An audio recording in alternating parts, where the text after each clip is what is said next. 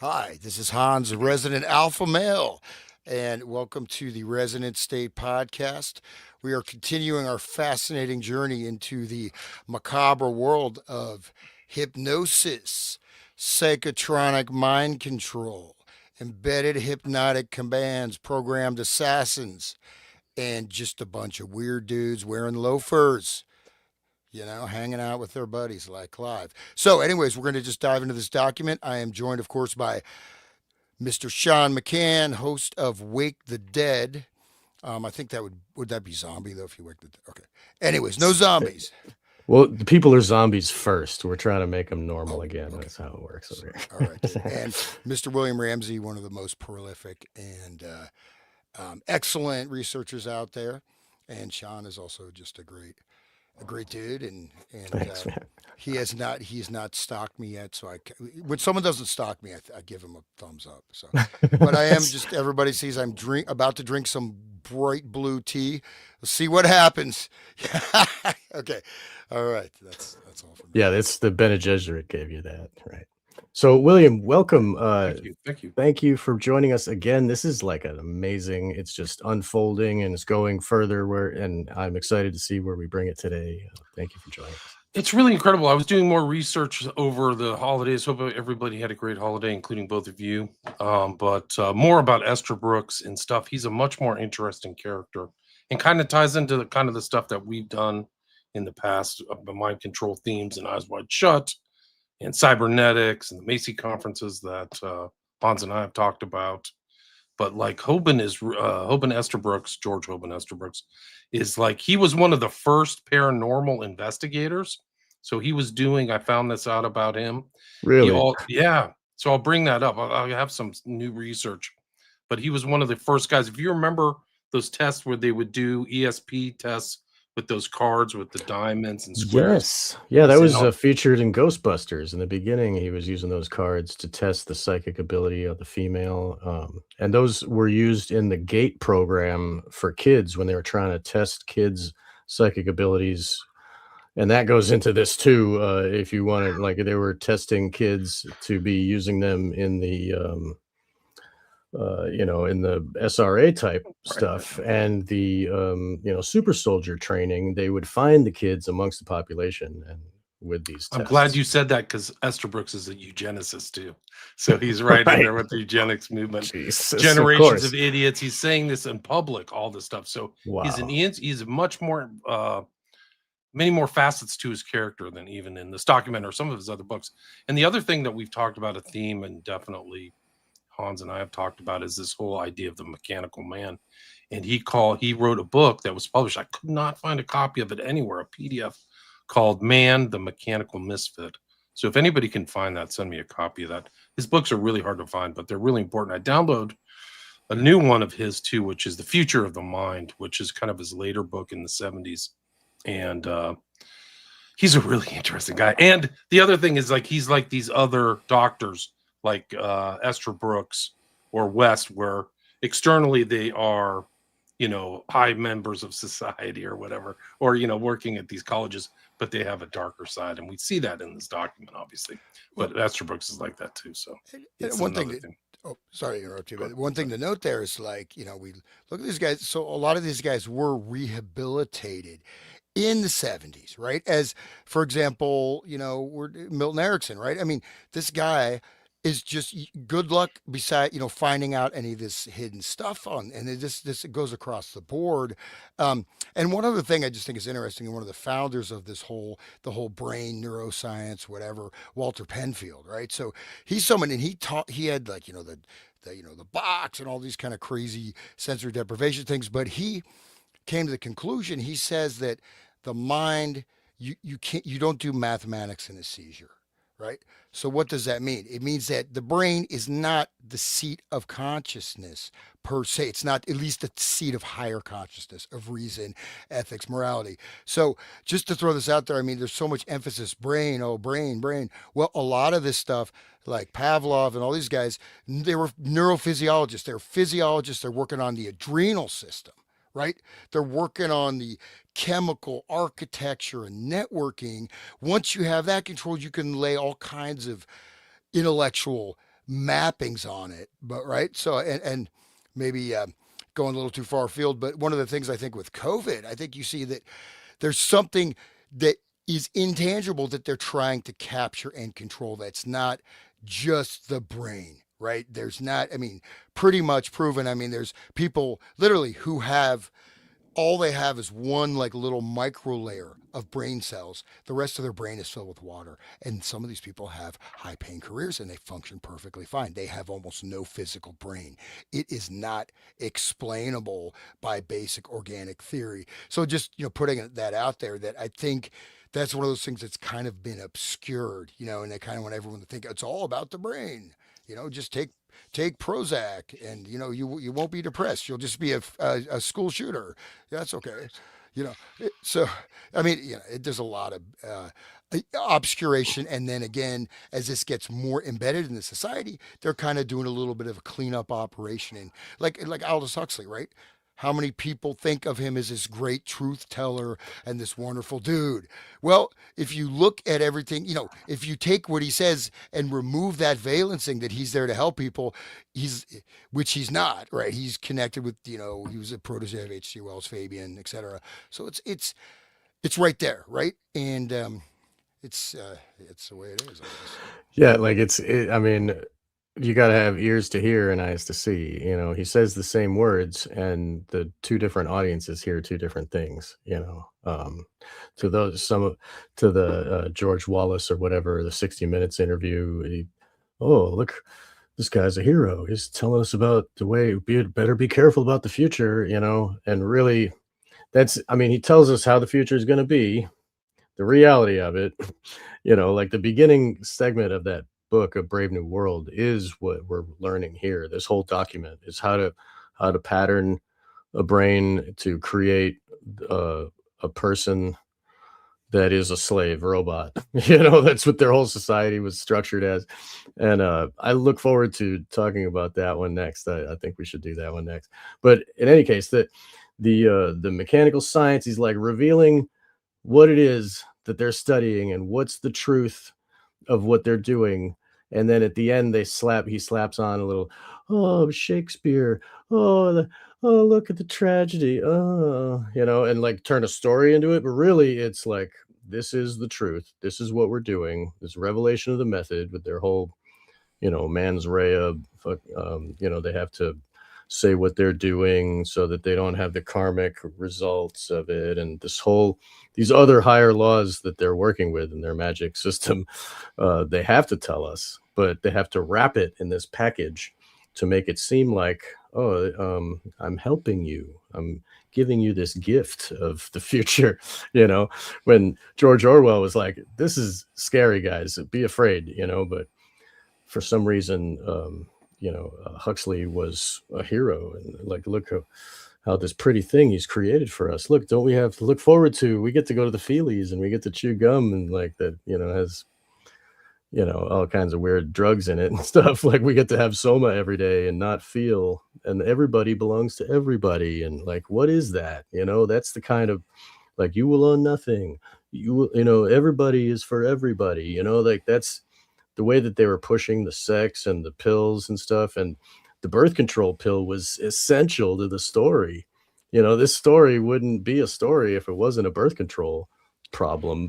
Oh no, she forgot her pills. She doesn't have pills. And then this wild baby gets born, like, and everybody hates the wild thing. Like it just, everything, all the layers of that book is total mind control. And how, like he's saying, how could they frame him as a hero? I mean, the guy couldn't even wash properly. He had like poop under his fingernails. Like, I mean, he's not a hero. Anyway, sorry, I'll stop. I got to calm down. I only had one coffee today. He might have lost his eyesight from inbreeding because his family tree was so inbred that it caused like degeneracy, or like he had inherited traits that weren't good, which plays into this. So one of you guys have the energy to read the blurb here for Esther Brooks's Man, the Mechanical Misfit? Can you read that? I would love to. Okay. And by the way, I've got comments, multiple comments that my mic has been too low. It seems okay to me, but what do you guys think? Sounds good to me. There's a really good comment here too. Sorry to interrupt, but Johnny Sumatra says, Do you guys have any detailed info on David Chase's new TV series? He's going to do something on MK Ultra. I'm getting the feeling like some of the stuff we've talked about are going to be inculcated. Have you guys heard anything about that? No, I haven't. Yeah, I'll try to bring it up. Most TV is so dismal now. It's just like, but there are a couple. Just before we just dive into this, and I'll read this. Okay, I'll bring up these points after I read it. So, Man, the Mechanical Misfit by G.H. Esterbrooks. Is humanity doomed to extinction? Some 400 million years ago, the great sea scorpion held undisputed sway over the world. Later, dinosaurs ruled. 20 million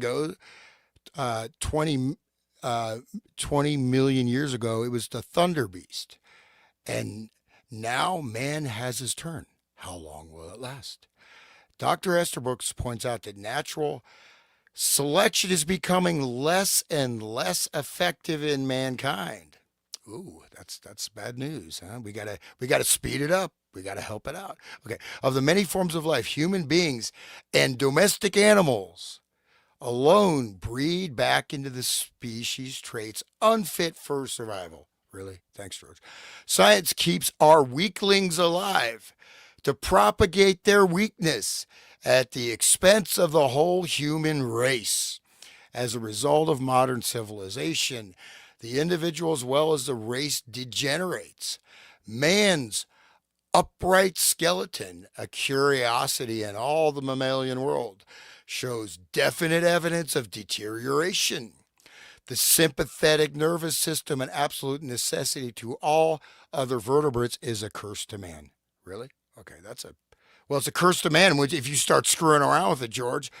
Okay. Anyways, that's a intense sentence. These are really profound statements. Yeah, they're amazing. I mean, full-on eugenics. I'm going to write that down and research that because, the sympathetic. Okay, so sympathetic actually.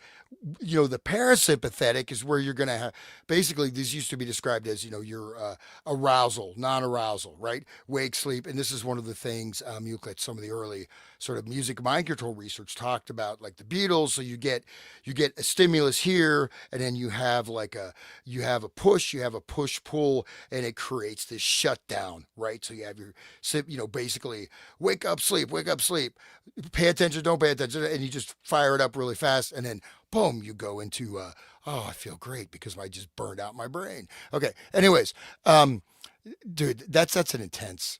Okay. I have to think about that. Okay. Under its continual bombardment, his body organs, not fitted for modern civilization, show evidence of breakdown. This is particularly true of his reproductive system. Dr. Esterbrooks' whole argument is honest, logical, and stimulating. He is now a professor of psychology. So he has a bachelor's degree in anthropology at Oxford, now professor of psychology at Colgate University. Wow, there's some really intense things in it. Just before I drop off on this, this ties directly into the points that I wanted to make before I start reading it, is that one thing really to bear in mind, number one, is that they are presenting models to us, whether it's Sigmund Freud, right, telling us how our brains work, how our psychology works, or this mechanical idea, or now putting this idea that the sympathetic nervous system doesn't work, or this or that, right? So they're programming in particular framing, and if you and it's like, and basically it's very easy to, once you've created sort of a box or a bubble around how you think you're supposed to operate as a human being, you can even look at books like where the way people are constantly basically talking to themselves, right? Like you don't need to do, it's called interject, right? If you're constantly doing interjects, you can't access higher levels of thinking, right? You're just saying, okay, I have to go. I hope I leave my zipper down. Well, or something. What about what about how the people, the psychiatrists think that, it's just a chemical imbalance. If we just give them more serotonin or less serotonin or use these uptake inhibitors and, we just got to rebalance, and they don't even know what the proper balance is. There is no balance. There's no way to test, but it's just this myth that they impose. And then they can use that structure to tell people this is what you need. This is how it's done, right? Well, it's even worse than that. So, for example, in terms of the SSRIs, right, that was a hypothesis that was put Right. forward in the 60s.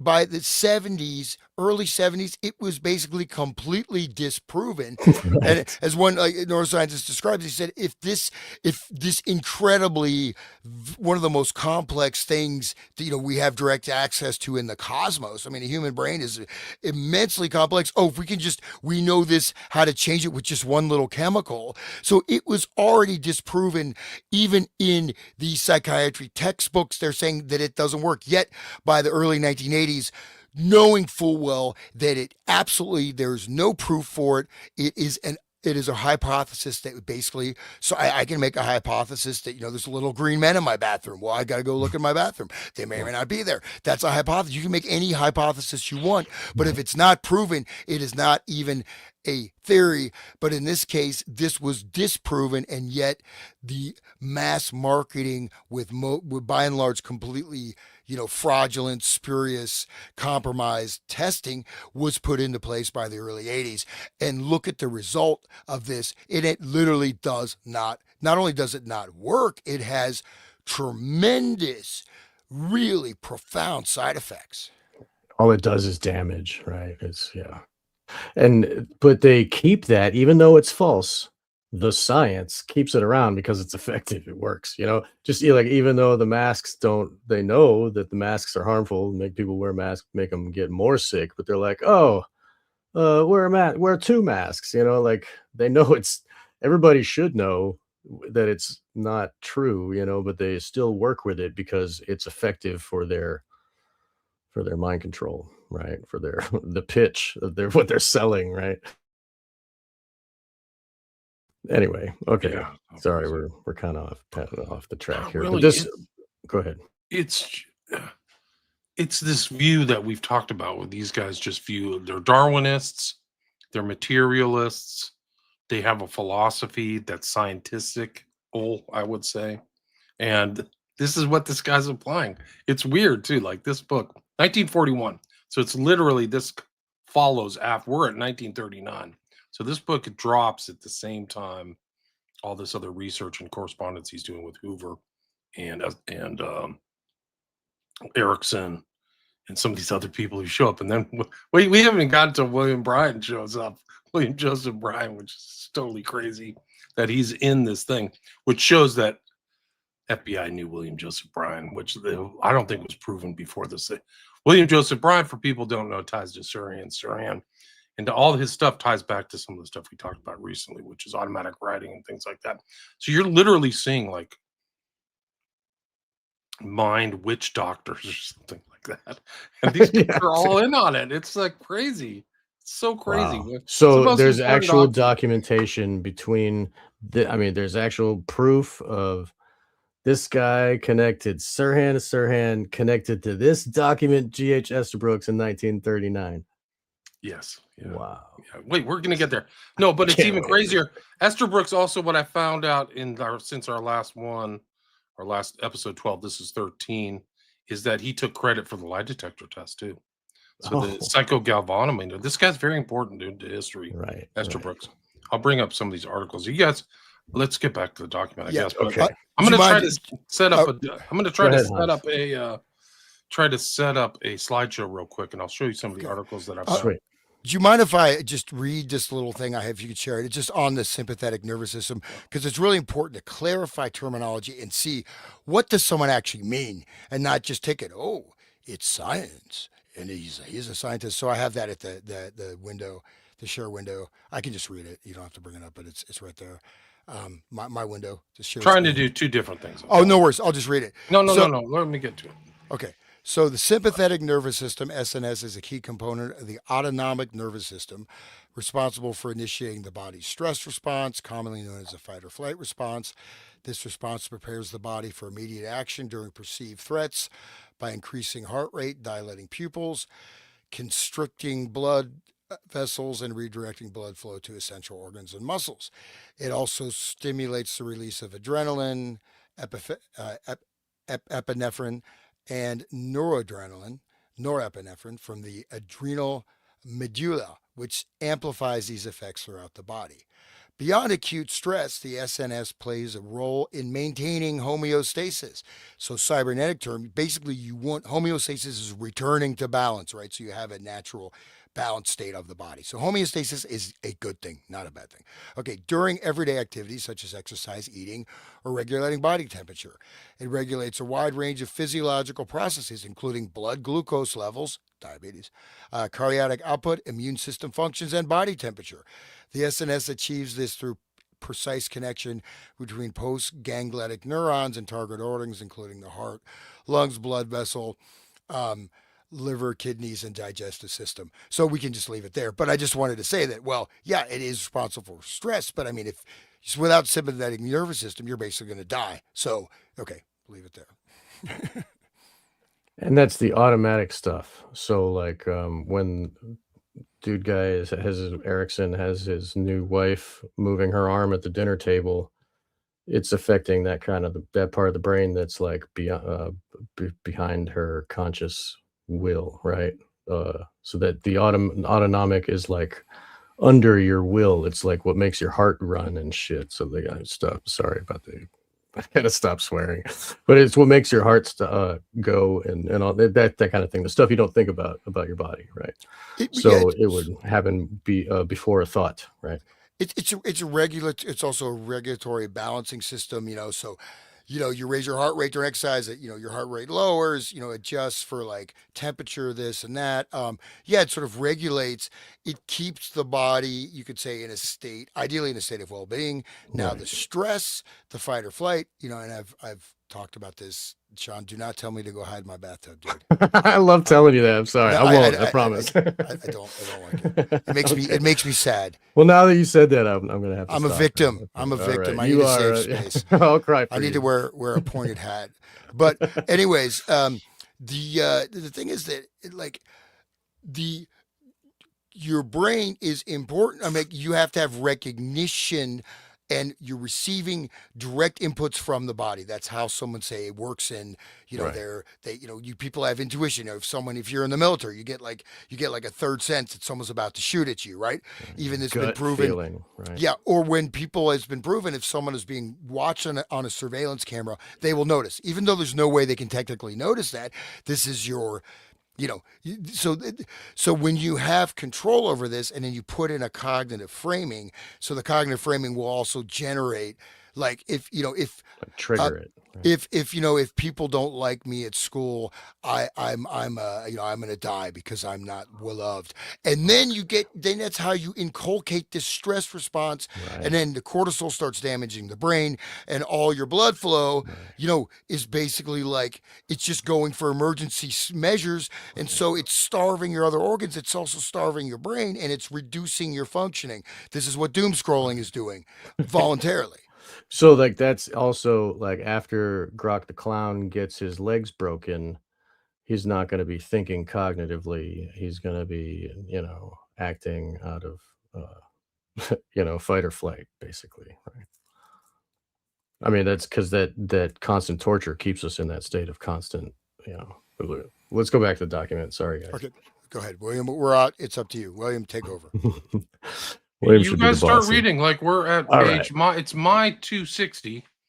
So that's April 20th, 1939. All right. If somebody wants to take it from there, I'm just putting together a slideshow. So I'll take it.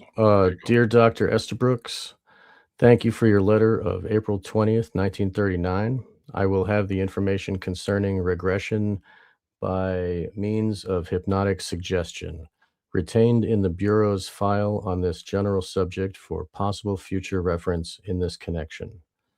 I am making a note of the work of Mr.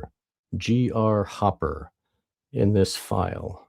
Let me again thank you for keeping me advised in these matters. I remember last time it seemed like the other operators were saying, this guy Estabrooks is trying to take over everything and he's trying to be in charge of everything. And here he kept saying, thank you for keeping me part of this, because it seemed like they were trying to push him out. So again, he's thanking for continually being a part of this operation. That's funny. But Why did you find this one significant? Because of the because of the mention of G.R. Hopper? No, no, this is where we left off, bro. Okay, I Let's see. go to the next one is Dear Mr. Hoover from Esterbrook's, right? I've We got talked that. about Yep. that, yeah. I'll keep going. Dear Mr. Hoover, just another idea which I frankly cannot evaluate myself. I have been very much interested of late in certain work done by the Russian and French psychologists. This work runs along a line of causing a regression by means of hypnotic suggestion. In other words, they suggest to be subject that he is now 10 years old, or 7 or 4. They then test this level of intelligence by means of organized intelligence test, and to be quite frank, results are surprisingly accurate, much more so than I would have suspected. This leads to the further thought that this regression may be really genuine. Perhaps it would be possible to suggest a regression to infancy. I have seen 2 or 3 examples in which the results of such a suggestion were pretty convincing. One might follow this with the suggestion that the individual grow up with a different background, say a different dislike for crime, or a definite uh, dislike for the Germans, some such thing. Such a roundabout attack would require longer, to be sure, than a true suggestion without first getting this regression uh, last. I don't know. He like scratched out and then he wrote with a pen. I don't know what it says. On the other hand, might possibly justify the time expended. I simply throw this out as an idea which may or may not have value. Frankly, I am not very much convinced that it has myself, but then I have practically nothing on which to pass my opinion. By the way, I wish you would note the name of one of my assistants, hers uh, here, who is extremely capable and who is highly intelligent at the same time.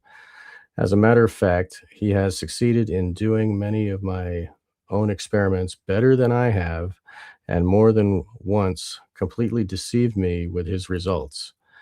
This man is Mr. G.R. Hopper, now in the sophomore class at Colgate, a pre-medical student, but very mature for his years. Cordially yours, Estabrooks. I did a Google search on G.R. Hopper. I could not find anything about this specific guy. Huh. I mean, nothing. I mean, maybe out there, maybe someone else can find it. I did all various search terms, etc. So I don't know if he just If he was an academic, you'd be able to find him, right? like the guy who's hypnotizing people at the that company. He sent that email. He's got Oh, right. remote viewing or whatever. But but just think about the regression. This is where we can see how one of the things say that happened in the 1960s and to a certain extent in the 50s is to say your life, you're not free, you're in prison, your life sucks, you have to break free, you have to break all the mores, right? Or else even they did it for a lot of the small towns. If you don't go to Hollywood and become a star or just whatever, you're nothing. Leave this life behind, da da da. So in a sense, they can shift or reframe people's experience of the past, which is pretty scary to what extent this can be done. And you know what I mean? And so narrative control is essential, right? Narrative control is essential because in a sense we live in narrative structures is creates the overall formal structuring of all the events past present future, what we're capable of, what we're not.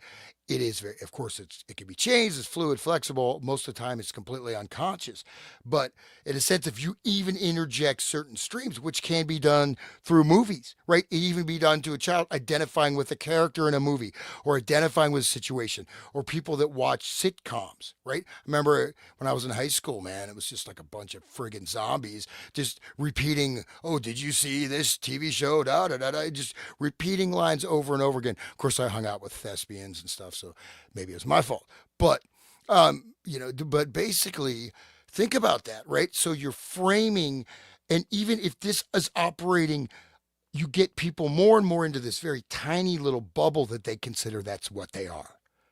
That's what they are. And they have to defend that at all costs. And the doctor will tell you, oh, you're depressed, so you need to take a medicine. Well, what does that mean? Like, I always get into this because as soon as you take on the narrative as a victim, you are trapped. No matter how much power you think you have as a victim, until you move out of that, you are a victim. But you're a victim of your own idiocy. But and so it's this reverse negative valencing where I'm a victim. I'm a victim, man. I'm a victim. I'm victimized by Sean. He said I should hide my bathtub. Dude, it's Blame it rough. on Sean. Just blame it on Sean. Blame it on Sean. Yeah. But people don't know I had a campaign to basically blame every single thing on Sean. It worked for a little bit, I'm sure. It worked for me. I don't know if it worked for anybody else. That's all that matters. But yeah, but really, like the world. I mean, everything, the way that our brains think, we think of the future and the past and the now, everything in words, and we structure our reality in words. And if they can influence all that, you know what I mean? Of course, that's why they spend so much money on the Hollywood and on the music and all that crap. You're right. Like, it is, the narrative is what's most important, really. Like, when we look back at 9/11, like, some people believe that the floors came down like a pancake on one on top of the other, and the Yeah. kerosene melted steel, and they just Yeah, it believe did. that that's what happened. That's It what did. I remember, It and did. to me, I was like, that's not true. I'm seeing it with my own eyes, but so that the narrative framed it for them in that way. Like, Somebody the thinks news told them. people think Charlie Kirk was shot with a 30-06. Yeah, that exactly. Guys, I'm beyond gunfire. There's some very high-tech weaponry used there. Yeah. But it's happened. This series started before Kirk got assassinated. So if you want to talk about like application of mind control, that whole Charlie Kirk thing was an expression like 9/11 of some kind of high-tech weaponry. We don't know. It's not a gunshot. There's no spatter. It's actually a perfect. The Kirk assassination is a perfect test for not a gunshot, because he's literally sitting in front of a huge white tarp. So like anything, there would have been just at least one spatter of blood. Yeah. And everybody's got their cameras recording. It's like right in front of everybody. And Sean, look at how many people have just repeated that trope. I mean, these are other feds have done this. I'm not going to name names in public, but like, I saw a deranged, tranny-loving person shoot Charlie Kirk. This is like the repetitive nature. Right. Shot. Pancake. Yep. Safe and effective. You got to catapult the propaganda, as George W. used to say, right? Well, the thing is, so you could say there's lexical thinking, there's also symbolic thinking, and there's direct sensation, non-modified. Very few people have access to that anymore. Okay, this is one of the biggest things. So if you don't have access to your actual service, what's coming in from your nervous system with clarity, and especially if you're stressed out, and then imagine you've suppressed the fact that you're constantly stressed out, you are really vulnerable. And then I think also with a lot of these things, we see very similar patterns where there's a story that is put out, and even it can be retracted. It doesn't matter. Once it's out, it just sticks there as the story. So I think if you really analyze it carefully, which I haven't done, and maybe someone has, but maybe I'll do it. But basically, there's other elements. I think there's symbolic triggers. There could be light form. There could be infrasound. There could be subliminal, binaural beat frequencies, etc. going on.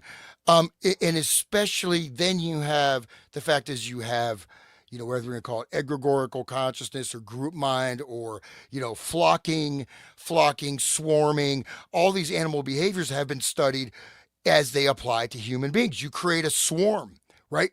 And so 30-06, well, he wouldn't even have a head probably, right? His head would be, rolling down the road. They would at least have a bullet when it's finished. I mean, Well, no, I mean, they told us there's no bullet after that. Come on. that's a powerful gun, man. Yeah, That's right. not a joke. And well, No. another thing is, I've heard from like other analysts is that to do this kind of an assassination, you have to have all of these calculations of trajectory of Right. because bullets do not travel straight, they travel in arc curves, right? Right. They follow the curvature Right. of the planet. So if you have to map this out, you can't just walk up and you can randomly do a school shooting or you can walk directly up to someone, whatever. But this kind of an assassination is a professional job. However, it was done or not. And then again, one other thing I'll just say real quick is that I apologize to all the flat earthers, man. I was like, dude, the Earth is flat. I knew it. I'm so liberated. I just when I realized, We'll but get at least one comment. Why don't bullets just shoot off into space? I don't Yeah, know. It goes a straight line. but- Why? but here's the thing: is that you also have, and I have a number of friends, people following this. Like, there are events that are fake where I won't mention the name of these events, right? But my brother, he's now deceased, but he was really this thing. Oh, nobody died at 9/11. Vixen. Well, my sister-in-law worked at the World Trade Center. Luckily, she had like some trouble with the subway, didn't get to work on time. Her coworkers died. You know what I mean? So people were there that died. Now, Larry Silverstein didn't die. He was there hanging out, with his little cube of Saturn on his head doing whatever. But okay, I'll leave it there. But so what I'm trying to say is that, but you're right, William. I mean, we literally see these hypnotic command and control structures. We also see swarming, flocking. But the other thing is very important. I bring this up a lot, but it's that one of the fundamental basic survival mechanisms of a human being is that you want to be part of the society, because before, if you got thrown out of your society, you're dead.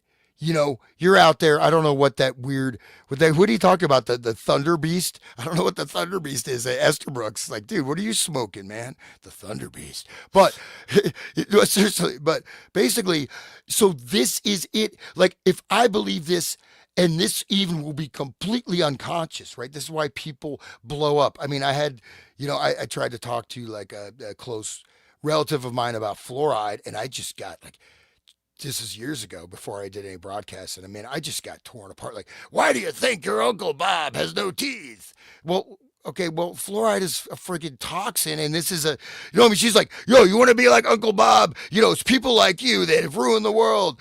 And just like literally, like, I thought like you're going to friggin' rip my head off, but that's what happens.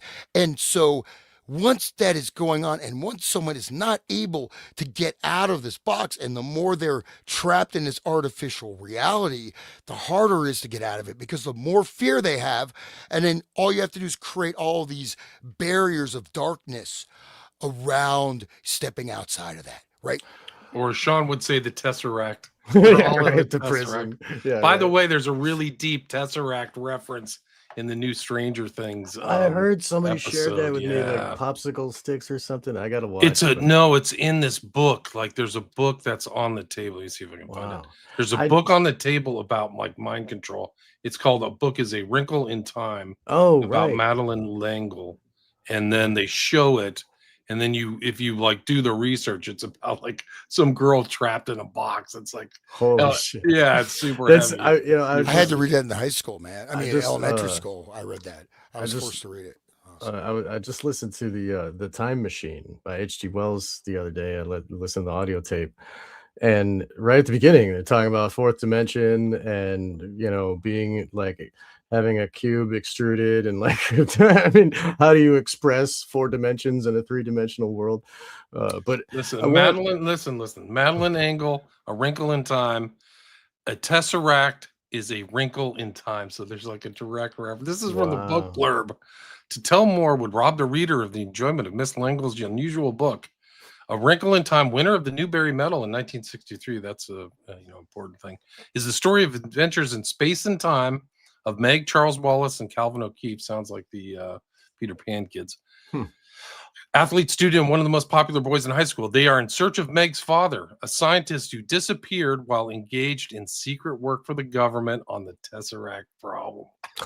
So that's that movie. That's Yeah. the Chris Nolan movie, right? The one, the new one, where It's the in the new Stranger Things. I scientist don't goes know. back in time, or he goes. I don't into know. the Is there a Tesseract. new movie called The There's Wrinkle in no. Time? So Chris Nolan did this like science fiction where it's kind of Chris Nolan's like answer to 2001, where the dude goes into it's got like the guy from Oh shit. True Detective. What's his name there? Ava DuVernay made a movie about this in 2018. Wow. Well, anyway, that's what happens at the end of this sci-fi movie. He's in the Tesseract of timelessness, and he's there with his with AI. McConaughey? McConaughey. Yeah, it's called. Is it not Contact? It's something else. It's, one of them. Yeah. wow. But that was in the story. That was basically, they probably lifted it all from that. Yeah. Wow. But I mean- but I just wanted to bring up what Hans was talking about earlier with these walls, barriers of keeping people in the loop or in the group think. I wanted to say that shame to like, they have shame on you for not wearing a mask, shame on you for not protecting grandma, they really made us feel bad for having, missed thoughts, like like you're thinking wrong, shame. And that's like one of the oldest things for keeping a group, cohesive, us and them, like they're them, shame. Like, it's a big part of that, I think. And nobody wants to have to think of themselves as shameful. Like, I'll do anything to not be that, It's all behavioral psychology. They've tested it all out. It's the Right. Ash experiment and all this other stuff. Yeah. Yeah, it's been tested, but I mean, so as I mentioned, like I read, I think A Wrinkle Time in elementary or middle school. It was part of the reading curriculum, and so some of these things are programmed in my brain. Right? We read another book called Go Ask Alice, this diary of a girl who goes insane, taking LSD, and then what is it? The Judy Blume, sex books, and then Catcher in the Rye, of course, and Lord of the Flies, etc. Think about all that we've been exposed to. Pretty bleak future. God, really bleak stuff. Every time I think about Catcher in the Rye, the worse it gets. It's a horrible, horrible book. I And cannot what it believe says that. on the mirror, the FU, just like, still like, wow. Dude. Well, and this is the other thing is that, if so self-esteem, right? So this is, I don't want to tell my story about the paper plate, conditioning, torment conditioning in Lewisburg, Pennsylvania, where I had to, It's bad. where That's a bad we had story, to, man. I'll say Yeah. the story, probably said it a dozen times, but it's just interesting. So for about a couple months at school, every day we had to wear a paper plate that says I lack, which means I am loving and capable. I lack. I'm lovable. No, I'm not loving. I'm lovable and capable. Anytime someone said something nasty to you, you're a piece of shit. You have to tear your plate. And so sometimes at the end of the day, you just got like just two like little, things of yarn, man. You just crying like, well, that's self-esteem, right? That's introduced Maslow's hierarchy that has been taken into the literature, and even people that have really seem like, all right, well, it's not scientific. It's total bullshit. Sorry, I'm swearing, but this stuff aggravates me because it's so destructive, and yet it's so canonized, right? The peak of human experience is not a friggin' orgasm. I mean, maybe I haven't had the right orgasm, but You got to circumcise yourself in a bathtub, not Yeah. hide there. You gotta hang yourself by your nuts. but just Hold just on, to, this is news to me. What are you talking about? I'm making a joke. he's talking. I think he's talking about I was saying Kinsey. I was like, he was saying, or because Kinsey says the orgasm is the best, and then, but Right. he's not having the right kind of orgasm. Well, take Yeah. Kinsey's advice. He'll tell you to hang yourself by your nuts. But so Yeah, but if you guys want to hear a good show, do the show that Sean and I did about Kinsey. Was it all three of us? Or was Oh it just yeah, you and were Sean? there. Yeah, Yeah, we we were did that. invited to with Nick at the Occult Rejects. I think it was all four Yeah, of we us did at a the time. Kinsey show. Yeah, Yeah, that was a good one. yeah, but just one last thing to say. So just what interesting though, just to kind of bring it forward again, real quick. So again, self-esteem. What does it mean? People say, "Oh, it's high." Well, no, self-esteem is how you think other people think about you, and then you value yourself based on that. So it's a reflection of a reflection, and just like Catcher in the Rye, it shows that he's just constantly talking to himself. That's all he's doing, and this is where it's called the psychological term, technical term is interject. But in interject, you're actually physically moving your tongue, so it's like you actually even if you're not saying anything out loud, but it is a much lower gradient of of the thought, right? You can think far more faster than that. You can think light years faster than that. But as soon as you reduce someone's consciousness level, this is all you are, and you can't, and then you put all these fear envelopes outside of that, and then you think, oh, how people think, what do you think other people think of you, Tommy? Oh, other people don't like me. Well, you're not worth anything. You should be ashamed. And then but then people that are friggin' psychopaths, right? Like the Wolf of Wall Street, they're sort of, people psychopathic narcissists are promoted as these kind of heroes, right? You know what I mean? So, okay. Sean, it sounds like you have a doppelganger somewhere. Your dad might have, did some sales travels or something. Yeah, well, let's hope it. Yeah, Magister, where part of the earth are you in? Magister yeah. Temple. That's funny. No, it says for people who can't see it, Sean looks like my best friend from high school, rather trippy, even down to the neck cover thing. XD, what's that? I think that's like a emoji face, like he's Oh, laughing. okay. Okay, gotcha. Yeah. That's pretty great. I am your friend, buddy. I am. Maybe not literally, but I am your friend. Sorry, one last thing in Stranger Things. Kick here is, have you guys seen the ads, right? Like say on Netflix, continuous ads, and it starts out like the person's in Target and suddenly it gets all psychedelic. They're transported back to the 80s, this, that, just really kind of dystopian, weird. So they have it for multiple retailers, but then they say, oh, watch Stranger Things. But they have this tie-in of various retailers with very trippy ads that involve this reality warping type of thing. And maybe I don't know if you could probably bring this up, but Target has like I think 3 or 4 different ones. And I was like, you see this ad, like, what the hell is this ad? Oh, Stranger Things. And so this is all part of this thing. And another thing, real quick, just on this tip, is that there's a number of series that I tried to get through, and what they have is this jumping in time. Right. So we're talking about regression where the lead character is walking and it's, she's 50 and then suddenly it's the same scene, but then it turns out she's 8 years old.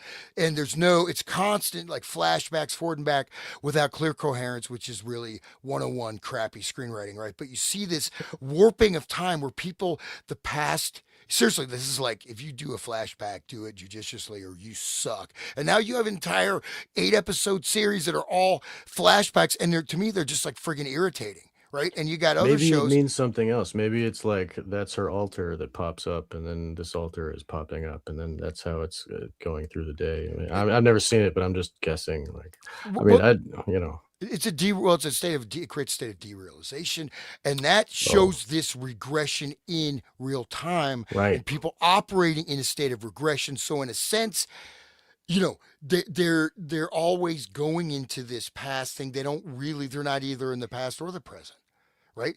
Right. They're actually derealized, and they're floating in some psycho space, God knows where, and in the upside down. Yeah, they're gonna have to really struggle to get themselves back because their actual consciousness, or what you call it, soul, is imprisoned in some kind of weird, maybe a tesseract space. They got to come out of that, but that's not. It can be very unpleasant. Can we talk about Stranger Things while it's here for just a minute? Sure. This is like the top-notch epitome of their mind control technology right now. It's like Netflix is unfolding this thing I mean, they know they got people who like binge everything at once. They got them for like 8 hours worth of consciousness. Like they got their attention every time. And now look at this Target. Look at this. The Like, merch is incredible, dude. They got merch and dude, Target it's- Exit 11. They've It got like reminds the me of number of Spaceballs. magic on there, bro. Oh, Look, it's great. right there. Target. Well, that's oh, the right, lead because that's her character's name name. is 11 on, of course, right? Because she's the next level. She's like, advanced. She's the monarch as opposed to the pupa. She's the butterfly, right? 11 is the next. Yeah. Anyway, so like this Number of magic. it's just right, exactly. But I mean, it makes you think of like Spaceballs made fun of it when he was like merchandising, we got Spaceballs toilet paper, Spaceballs flamethrower, it's the same shit like they were doing with Star Wars. And I mean, but still, and Star Wars was that peak technology then too, like what they were really, there was like the myth making with Joseph Campbell and how he goes back to this Esalen Institute and all this other crap that we're learning about, like what is Stranger Things? Like if you like, I was watching it I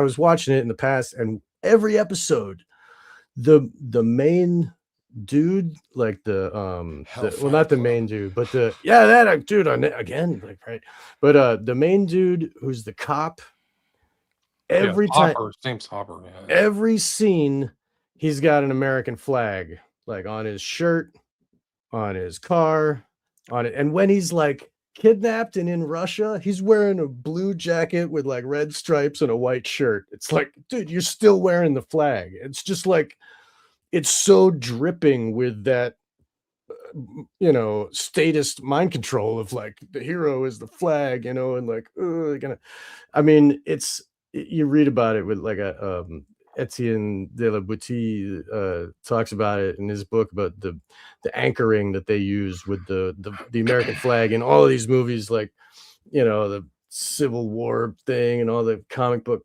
things. It's all got the American flag right there when they save the day. It's in the background flapping, and that's just one little piece. And Stranger Things is dripping with that. Like what else? Are they, they're just loading the whole thing. And if we really went and looked at it, I'm sure it would be like a smorgasbord of not only magic stuff and mind control stuff and MK Ultra stuff. Like it's just, I don't know what are they going to have next? You know what I mean? Like, geez, man, like, anyway, because like they can't make anything good unless it's about magic or mind control, the revelation of the method. That's the only thing people want to watch. You know what I mean? They can't like do another Alice in Wonderland or some shit and make people like really like, oh, what a good movie. Like they can't make a good movie anymore. They're fully down to nothing. I mean, there's only like 2 good directors still making movies these days, like maybe 3, but I'll get off my high horse. I'll stop. Yeah, I go on rants. I'm sorry. It's true though. They don't make any good movies anymore. I mean, there's also huge West Memphis 3 references in that whole throughout from the beginning. The Sick. motifs and symbolism.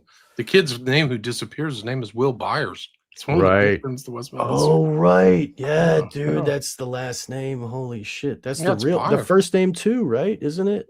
Stephen no, Byers was Stephen the real Byers victim's and name. Branch. Yeah. And okay, yeah. Oh right. yeah, no, it's all there. The motif, the bikes, Yeah. the whole bike motif, the disappearance. The whole there. 80s nostalgia. Like, who is the people that are doing 80s nostalgia? The parents of the kids. Like, oh, let's watch this together. And like people our age who like grew up in the 80s and now we will choose to put this on, and then it's like regressing us back to when we used to listen to that song or when we used to play D&D, and now we are identifying with these characters who are like a bunch of idiots, but like it regresses everybody into being a child again. We're all rooting for the children and identifying with children, and then this one child is getting abused and has this monster problem. Like what, what are they doing? Ugh. Anyway, I'm going to stop. Bad. One of the things is they're literally like inculcating a whole new generation of the concept of the Hellfire Club. Like That literally too. there's a Hellfire, which is real Yeah, dark. see the shirts Hellfire everywhere, does. and I Dark, think yeah. of like the dead bodies that were buried at Like, Ben Franklin's house, right? Yeah, Like, what the hell? And that was the one thing that he would, he would go to France and he was living over there. And what do they do in France? I mean, France is like they got black magic since the beginning over there, man. It's some dark. They do dark shit, and still, like if you look at Paris, they'll have like a mummy in a store window, like put there by magic ritual. Yeah. Anyway, so like, and if you look at the way that French language was like that, all of the French Freemasonry, like it goes deep with that whole thing. But yeah, anyway, like our connection to the secret societies was there with Ben Franklin. And Oh, 100%. Okay, yeah. there's tons of those people. Like the head of the Exchequer was the head of the Hellfire Club at the time. Like it overlaps with the Revolution. Because people are in the Hellfire Club. And people who don't know, the Hellfire Club was a series of catacombs inside of a hill. So you would like go over and reenact crossing the river Styx, and they would bring in prostitutes and booze and like really dark. Isn't that where Crowley got the inspiration for "Do What Thou Wilt"? Wasn't They that say like Boudras, yeah, do what thou wilt. No, that's actually from French. that's From from Gargantua and Pantagruel. yeah, gotcha. It's from Pantagruel. Rabelais. Which is really, I mean, Rabelais is pretty. I mean, that guy is hardcore. He's very tripped out. But I just want to share real quick, not to jump in, which I'm doing, but I just found a little thing. Please jump. I on dig it. Esther Brooks from the Discography of American Historical Recording. So he actually has 2 albums on Wow. Hypnotic Technique Part 1 and Part 2. Wow. Can But we listen to download this- those? What are they called? They're called Hypnotic Technique Part 1, Instructional Talk, 1929, and then 6/4/1929, Hypnotic Technique Part 2, Instructional Talk. But let me read this bio on this website, okay? And this You is have a link? Can you put the link in the Sure. private Yep. chat? Yeah, I will. So this bio, check out this bio, guys. So George Hoban Estabrooks, December 16th, 1895 to December 30th, 1973, was a Canadian-American psychologist and an authority on hypnosis during World War II. He was a Harvard University graduate, a Rhodes Scholar, and chairman of Department of Psychology at Colgate University. He claimed to have used hypnosis to help spies have split personalities, to not actually know they were spies in case of capture. He stated it was easy to create and easy to cure using hypnosis. He joined the 1st Canadian Division in his teens, and by age of 19 became the youngest commissioned officer. Later in life, he became a 32nd degree Knights Templar Mason. Wow. And wrote various articles, including books, The Future of the Human Mind, Hypnotism, Spiritism, and Man, The Mechanical Misfit. Estabrooks did experiments on children. He exchanged correspondence with the then FBI Director Herbert Hoover about using hypnosis to interrogate juvenile delinquents. It is possible he used Manchurian candidates in children. Jane Roberts revealed in an interview with the Village Voice that Dr. Instream in the Seth material was in fact Esther Brooks. Oh, whoa. Can you say that one more time? Jane Roberts revealed in an interview with the Village Voice that Dr. Instream in the Seth material was in fact Wow. Esther Brooks. Do you know what that means? Yeah, no, tell me, dude. I know Please he's, tell us. That means Seth is like this discarnate entity yeah, he's like that's a channel. in New Age. Like he's a channeled entity. What Jane Roberts, who I don't know, what she's saying is that Esther Brooks was doing this thing under guise, juicing the New Age and the whole culture with the Seth material. So dude, she wrote the Seth books. And she said, Doctor. That's what she said. It's supposed to be channeled material. So it turns out it was Wow. Esther Brooks. Whoa. Wow. No, guys, that is so huge. That's a whole nother show. Okay. If that's really Esther Brooks, we have to go verify all that stuff. Wow. That means that they just juiced the whole New Age all the way through Course in Miracles and the Esalen and all this stuff. It's all effing fake. Yeah, that's what Passio was saying. All the Satanists were like, just Wow. wait till you see the New Age, right? Yeah. Wow. It's all fake. Wow. And I mean, He's freaking Seth. dude. Seth, I mean, and I Oh, do yeah. know, I mean, Seth Seth. was one of the big, like, I mean, there was like It's like one of huge these big cults. channel things. It's like Ramtha or something like that. But If you that's remember the Ramtha, that's the these s- entities from other things. Seth is one of them. Seth is like Set of the Egypt, right?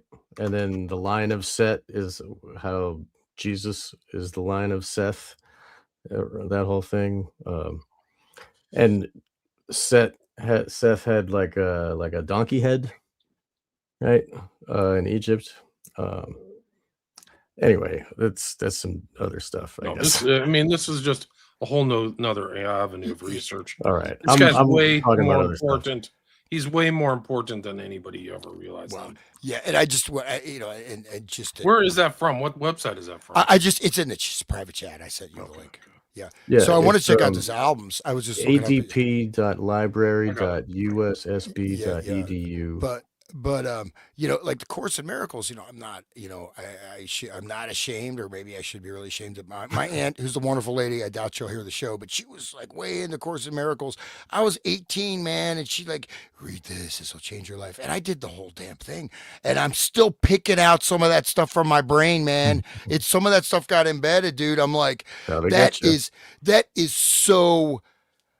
I still remember, like, lesson 1, nothing I see means anything. My attack, and then lesson 2, nothing is real except what I have given it. And number 3, my attack thoughts are creating people attacking me. No, the fact is that you're being mind controlled by this book that was so well researched, and millions of people, and like Marion Ferguson, right? Marion Ferguson. Oh no, Marion Williamson. Like, she came out there, you know, Return to Love, and she's like a big Course in Miracles, you know, para guru, you know, and she's like a massive multimillionaire, all based on A Course in Miracles. And it turns out that this was done during a MK Ultra operation with this. I hate to say it, but you know, she was a chosen one, the writer who supposedly atheist chosen one, who suddenly challenged this, you know, channeled this direct message from Jesus Christ to you. But then you go through the book, then by halfway through, I expect miracles today. I'm having a miracle today. Lesson 250. I don't have a miracle because I don't have a miracle mindset. And so, dude, I mean, it is so. I mean, and people spend their entire lives on this. This takes people's entire life energy. And they are, I mean, people do this dozens of times, man. People will just be caught in this loop. And again, it's not something, you know, you're not there like sacrificing babies to Satan in a friggin' church basement. No, you're trying to be a good person and connect with God or something. And this is what you get. Right. And so it is really diabolical. And so, I mean, but the Seth thing, it reminded me, you know, I way into the new age stuff, and my aunt listens to this, you know, I'm drinking blue tea. What can I say? But I mean, this is heavy, right? So we might find a whole nother connection. It's incredible, bro. Seth material is like one of the core outlooks of all new age thought. It really is. And this person, Jane Roberts, is from Sarasota Springs in upper state New York. This is right around where Colgate is. So it makes perfect sense. I'll read you this overview of this. The Seth material comprises a series of channel communications attributed to an entity named Seth, delivered through American author and medium Jane Roberts from 1963 until her death in 1984. Transcribed by her husband, Robert Butts, these texts explore metaphysical concepts such as the nature of reality, consciousness, reincarnation, and personal creation of experience. Widely regarded as a foundational influence on the post-World War II New Age movement, the material popularized ideas like you create your own reality. Its key philosophical tenets and scholarly and psychological interpretation. You create your own reality, multi-dimensional consciousness. Wow. Reincarnation, God and creation. I mean, multi-dimensional consciousness is like another word for split brain. Like, yeah, wow, this is crazy. I had no idea. I just what Passio was saying before about with the Satanists, they say that solipsism is a sin for them, but it's what they wish to impose on everyone else, is to not believe that solipsism is like, oh, everything's perception, nothing is real, right? Those things that he was saying, the first two tenets or whatever that Hans was just reading out of this is solipsism and nothing is real and don't believe yourself. And then the third one is blame yourself for everything bad that happens. So all of the evil ones don't get blamed. You go around like flagellating yourself, when meanwhile, and you're off in a cul-de-sac spinning while they're going and continuing to do the evil without you pestering them anymore. It's like a perfect weapon for them. I mean, you're looking at, so you have things that, and a lot of things you can find some ring of truth. So, I mean, you can create your reality in terms of like, so I have great relationships now with all my family. I don't have any conflicts with anybody. Zero. I mean, and if someone has a conflict with me, they're not, it's all over for them. I'm just kidding. It's their But problem. yeah, no, it's their problem. I get out to 30-06. No, I'm just joking, guys. I see Ray said. But what I'm saying is that so I can create my reality by doing that, but I can't.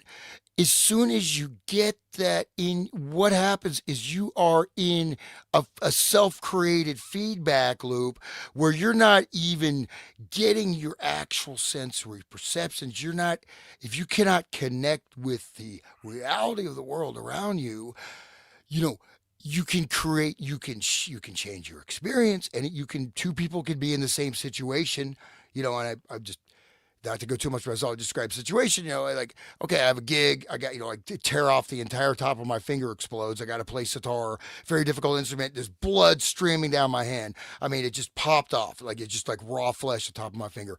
I still did the gig. I didn't get to, yeah, it was a little rough. I did it. I didn't freak out. Now it was like, I said, well, worst case, I can't play it, but I'm going to try to play, but I'm not going to, just do it. I just marched ahead. I did it.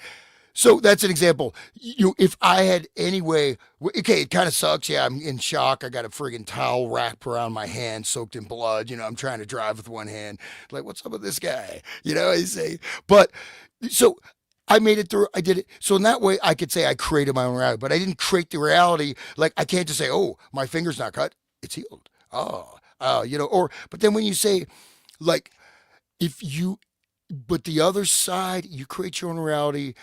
Now, you don't have to have enemies, but you have to be consciously aware of what people are doing. If you can't judge people's behavior, and then if you say, "Oh, well, that's the secret, right?" It's the same paradigm. Oh, you're poor Right. because you don't think the right way. You don't think like me. Blame You know, yourself, right? It's not blame.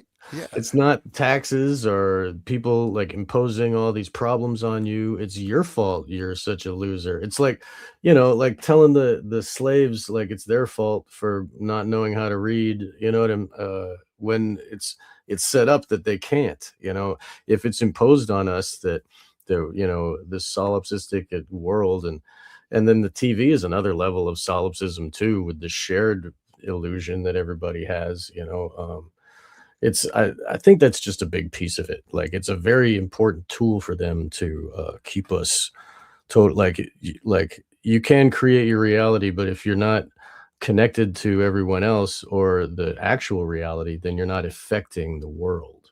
Your will is severed from action. You can be going and having dopamine rushes all day and sitting on a pillow, but you're not helping anything. You're not like changing anything. And therefore, you're out of their way and they can just keep destroying the world, but going on with it. yeah, but at the same time, actual things you can change and you should change, they become outside of your control. So then, and Right. you hold on. Oh, I am so traumatized. My mom didn't love me. Okay, you know what?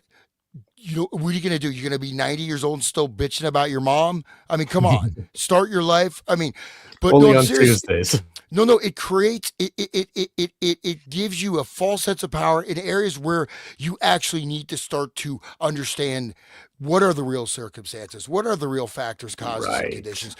And the actual areas where you can change, you don't want to, it's like you get more and more fragile, right? And so you have, oh, I had so many traumas. I got to talk about my traumas. And Right. I need a safe space. yeah, and I'm so enlightened. I'm enlightened, and sometimes you see this with people. Right. Sometimes, and no offense to any hippies out there, hippies they seem really nice, and then it's like blow up. Like the kind bro becomes like, he's not that kind, because they're trying to hold this together.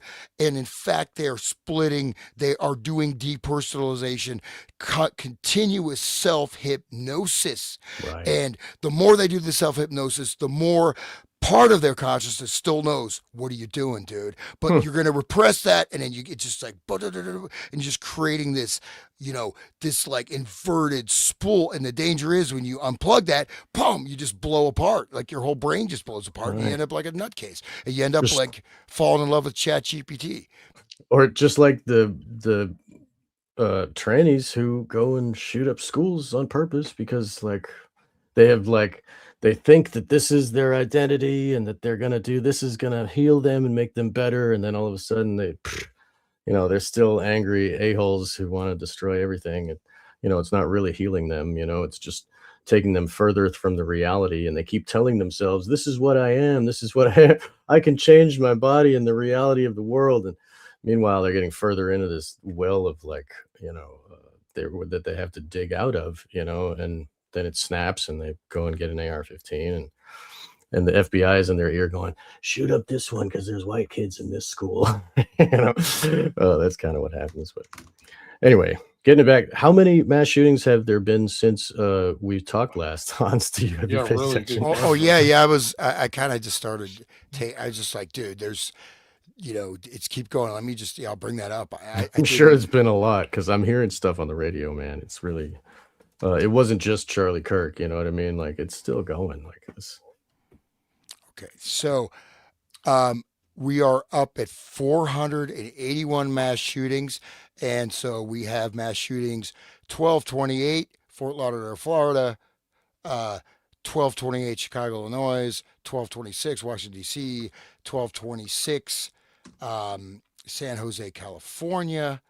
Let me see. It's if I can go back earlier. So it's okay. 1226. Wallace, Idaho, 1226 San Jose, California, 1225 Lancaster, California, 1224 Aurora, Colorado. Heard of that place.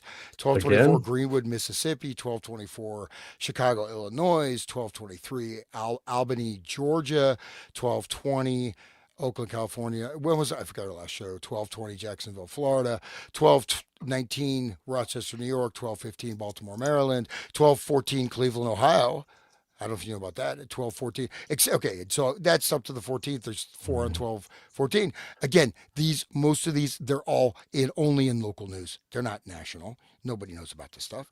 I mean, unless you follow the mass shooting tracker website, you don't know. You know what I mean? So Right. it's not, but this is a real epidemic, man. This is like, I mean, so we're not as bad as I think the highest number ever was 783 in 2023, but Wow. it's still, I mean, that's 481. And again, there were there was like one mass shooting between Sandy Hook and Columbine. Or like two. I mean, there's almost none for like almost however what a decade or something. Wow. So just from 2000, what was it? I forget what I said. The date it just blew up. Is 2000? Was it 2000? 23. No. I mean, when Oh. the mass shooting went from like I think it was right after Sandy Hooks. Right. Yeah, Sandy Hook. Hookers. Yeah. So so 2000. Dirty hookers, Sandy Hookers, right? So 2013 has 339 mass shootings. So this is the first one where it just jumped. 339. Shooting 33. 339, 9. killed Yeah. 467, wounded 1176. Wow, there we got 213s, 1113. If it was 1177, the magicians would have been really happy. Yeah, and then Yeah. then 2014 325, and then 2015 371, 16 481, 17 is 434, killed 601, wounded 1993. Hmm. And wounded could be seriously wounded, right? 2018 430, 1.1 per day, killed 530. 1.1 per day. 1.21 per day. Killed Death. I mean 530. deaths, right? Yeah. Killed 539. and wounded 1556. These are the same Wow. kind of numerological. Wow. 2019, 505 mass shootings in 2019. Shootings per day 1.42. Killed 632 and wounded 1912. 2020, 716 shootings in 2020. Jeez. 2.02 per day. People Killed were mad. killed 2020. 686 people killed and wounded 2,814. 2023 2021 830 mass shootings in Wow. 2021. 2.27 per day. Killed 939, wounded 3,180. 2022 766 mass shootings, killed 884, wounded 3,008. 2023 sorry, I guess 2020, what was it? 2021 is actually the highest year at Yeah. 840. So, That's anyways, when people were they all had to wear a mask and stay indoors. No so wonder. 2023, 759, 963 people killed, 2,974 wounded, Jeez. 2.14 per day. So 2.14 per day. And then, 2024, 576 mass shootings, killed 697, wounded 2,371. Um, and it says additional victims may have refused medical treatment. The one of this, So they didn't get counted, right? Adams County, Colorado, wounded victims may have refused medical treatment. That seems kind of weird, but anyways, I'll leave it there on the mass shooting Right. thing. You guys asked, so But I mean, like, it just goes to show, like, that is the new narrative. That's what happens now, right? That's people now, everybody, when they talk about it, they say, oh, killing kids at a school. It just happens. That's just what are we gonna do? Let's go kill kids at a school. Like the female shooter who dressed up like a male or whatever in Nashville. Um, like, she had no ties to that school. She just went there because, like, whatever. She was thinking about going to her own school. She's thinking, and then they all think about, like, oh, Dylan and the other one, they're heroes, and they put them on a pedestal, and, like, oh, they really did something, and that whole, like, lionization of those deviant minds, like they're the hero, like, and other deviant minds look at them, as examples, and it just kind of compounds. The more that happens, the more it goes, and now it's like parents just assume that's, and all the teachers are like, they're going through drills and stuff, and the regular schools everywhere are going through drills. So, like, even if there isn't a mass shooting, the kids have to go through a drill, just like a fire drill, to, like, prepare them, and it gets their mind ready for this is how it happens. And then you got the David Hogg, and he's in the news, and he's like, I was there when they started shooting. I mean, like, this narrative is put in at all levels. Like, they even have to go and act out and hide under the tables and stuff. The same thing they were doing with the bomb in the 40s, just hide under your table. It Getting all happened the when I kids was a kid, man. right. They would do nuclear bomb things in the 70s. There's no duck question. and cover, duck Right. and cover. They remember the songs, duck and cover. It's really going to save you. Your desk is going to save you from a nuclear blast. But I mean, it gets them activated. It activates their body. It gets their mind thinking about it, gets them moving their body, and it's like really imprinting on them because of the actions that they have to go through. Just like what Hans had to deal with the eye lac and the plate, like literally lacking pieces of plate that were torn off. Like, it's, yeah. And it's the way the many vectors of input of this narrative is going full on, so that now people just think this is what you do. Just like people used to think, oh, if I was angry, I go in the streets and yell with my sign, and all the people will get together and we all have a good time. Now they're like, I'll go on a train with a knife and stab people dressed as the Joker and then wait around for the cops to get me. Like, who gave them that idea? Like, where does that come from? And this here, like, it starts with these documents, really. I mean, we're getting to the bottom of it the more we look. Yeah, just one thing about most of the mass shootings, right? So I mean, not that I'm a fan of ISIS. I'm certainly not. I'm not a fan of Oh, those ISIS guys. is great, dude. I saw them open up for Tool. Oh yeah, Those guys are great. ISIS. Yeah, no, the terrorist organization named after the pagan Babylonian goddess. No, I'm Yeah, talking about the metal band. I know. I'm just kidding. Yeah, but no, what I'm saying is that, however, whatever, at least okay, terrorism does not work as a political strategy, but at least they have some type of a goal in mind, or there's something. This is purely nihilistic. You're just causing Right. random people suffering for what? I mean, it's absolute nihilism. And what do you accomplish? What are you going to accomplish by this? You're going to get killed, and you're going to destroy other people's lives, and you destroy all extended family. You're going to create so much tragedy. So get ready to be reborn in the hell realm, man.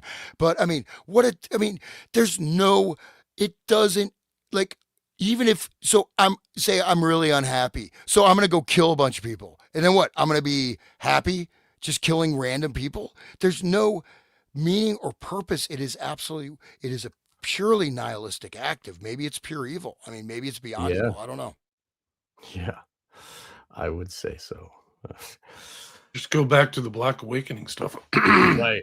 Right. William, do you want to dive in with your material? Sorry, we kind of Well, I've got these newspaper stuff. So these are like some interesting articles about Estabrooks, but it Great. just shows his kind of like eugenicist ideas and his spiritist stuff that leads up to the Seth materials.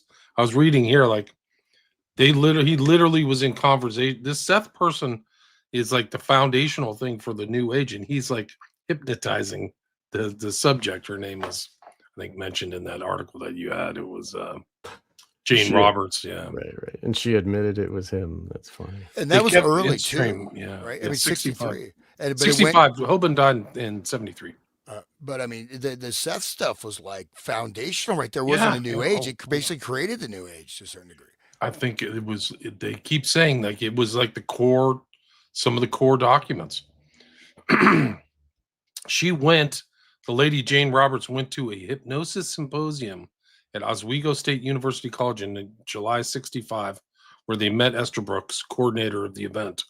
He expressed interest in testing Seth's abilities scientifically.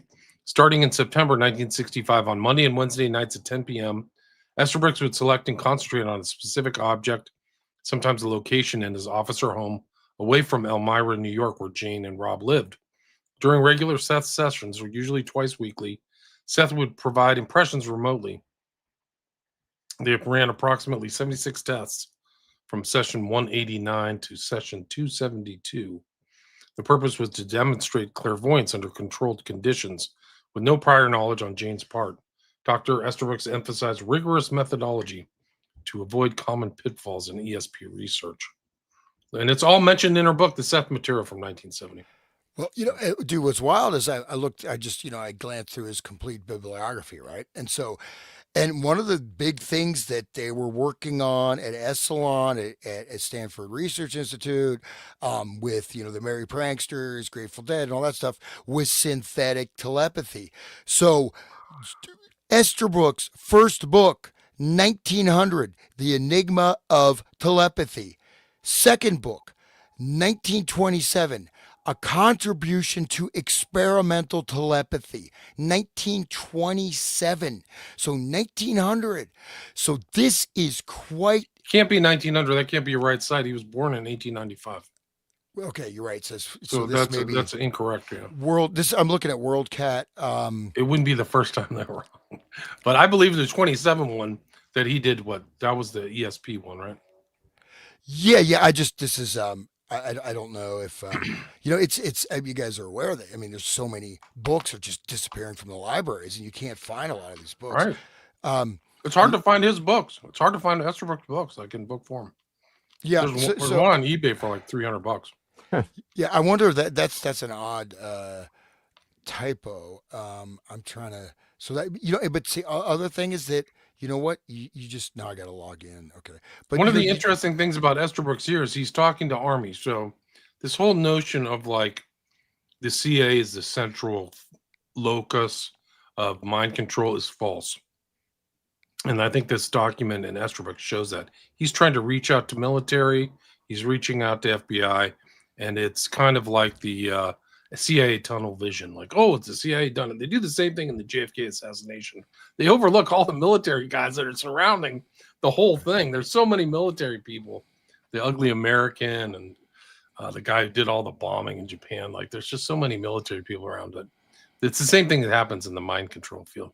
But it's just interesting, this thing, Acadia. Here he is in the back of his book.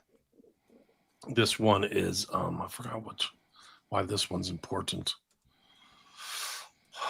Naval That's him. intelligence is Clinical bigger. clinical hypnosis group starts to move farm state. That's I think Esterbrook's is on the right in the center there. He's one of those people. So I found the date is actually 1929. It was a journal article.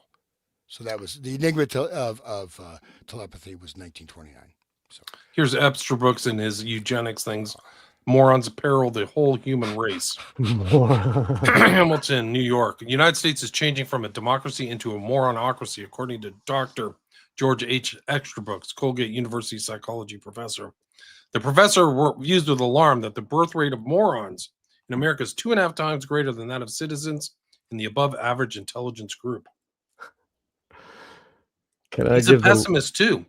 Dr. Esterbrook is even more pessimistic about man in general. His prediction being that the human race will end in distinction if in 1,000 to 10,000 years, unless it takes steps to correct the differential birth rate and the fatal effects of modern medicine. The moron, quote, the moron is inheriting the earth and the power of man's physical machine. There's the physical machine again, is being lowered continually through weaknesses passed on by individuals kept alive by the doctor's magic. All those words are pregnant with meaning. I like money. Yeah, he also wrote Idiocracy. Like that's what Idiocracy is. The plot of that movie is like the dumb people inherit the earth. It's happening now. It's in California. Yeah. I wish it was funny. It's really bad here. It's so bad. The roads don't get fixed. It's literally living around 2-digit IQs. For people who are smart, it's hell. It feels like hell. Like they're just stealing everything. It's worse than Minnesota. It's just total hell there in California. It's just a total nightmare. No, and of course we are on. I mean, ideally it won't come to America because there's too many red-blooded patriots. But like in England, man, I mean, they're arresting. I don't think they're up to like 50 to 100 people today for YouTube comments. I mean, people even writing a message they don't send. You know, one lady like insulted her ex-boyfriend or something, but she didn't even send the message. They came and arrested her and threw her in jail. And yet you've got gangs stabbing people in the streets. Your car gets stolen. They don't give a damn. But they're literally putting in the thought control grid, and they are, certain places they're rolling it out more, but basically the whole thing is that, and I brought this up, I think last show we did, is that the command is no, you will own nothing and like it. We're not even going to promise to make your life better. Your life, you're going to live in a friggin' box. Ready Player One. Bro, we don't even need the government. I mean, it's taxation without representation. We're not represented. In a lot of these other countries, they're not represented anymore. And that's a real problem for political power. This is a reason for mob violence and leaders' hypnotic power. Esterbrook says, someday, perhaps 50 or 150 years from today, our descendants will look back upon us with the same curiosity and wonder with which we regard our ancestors of a while back.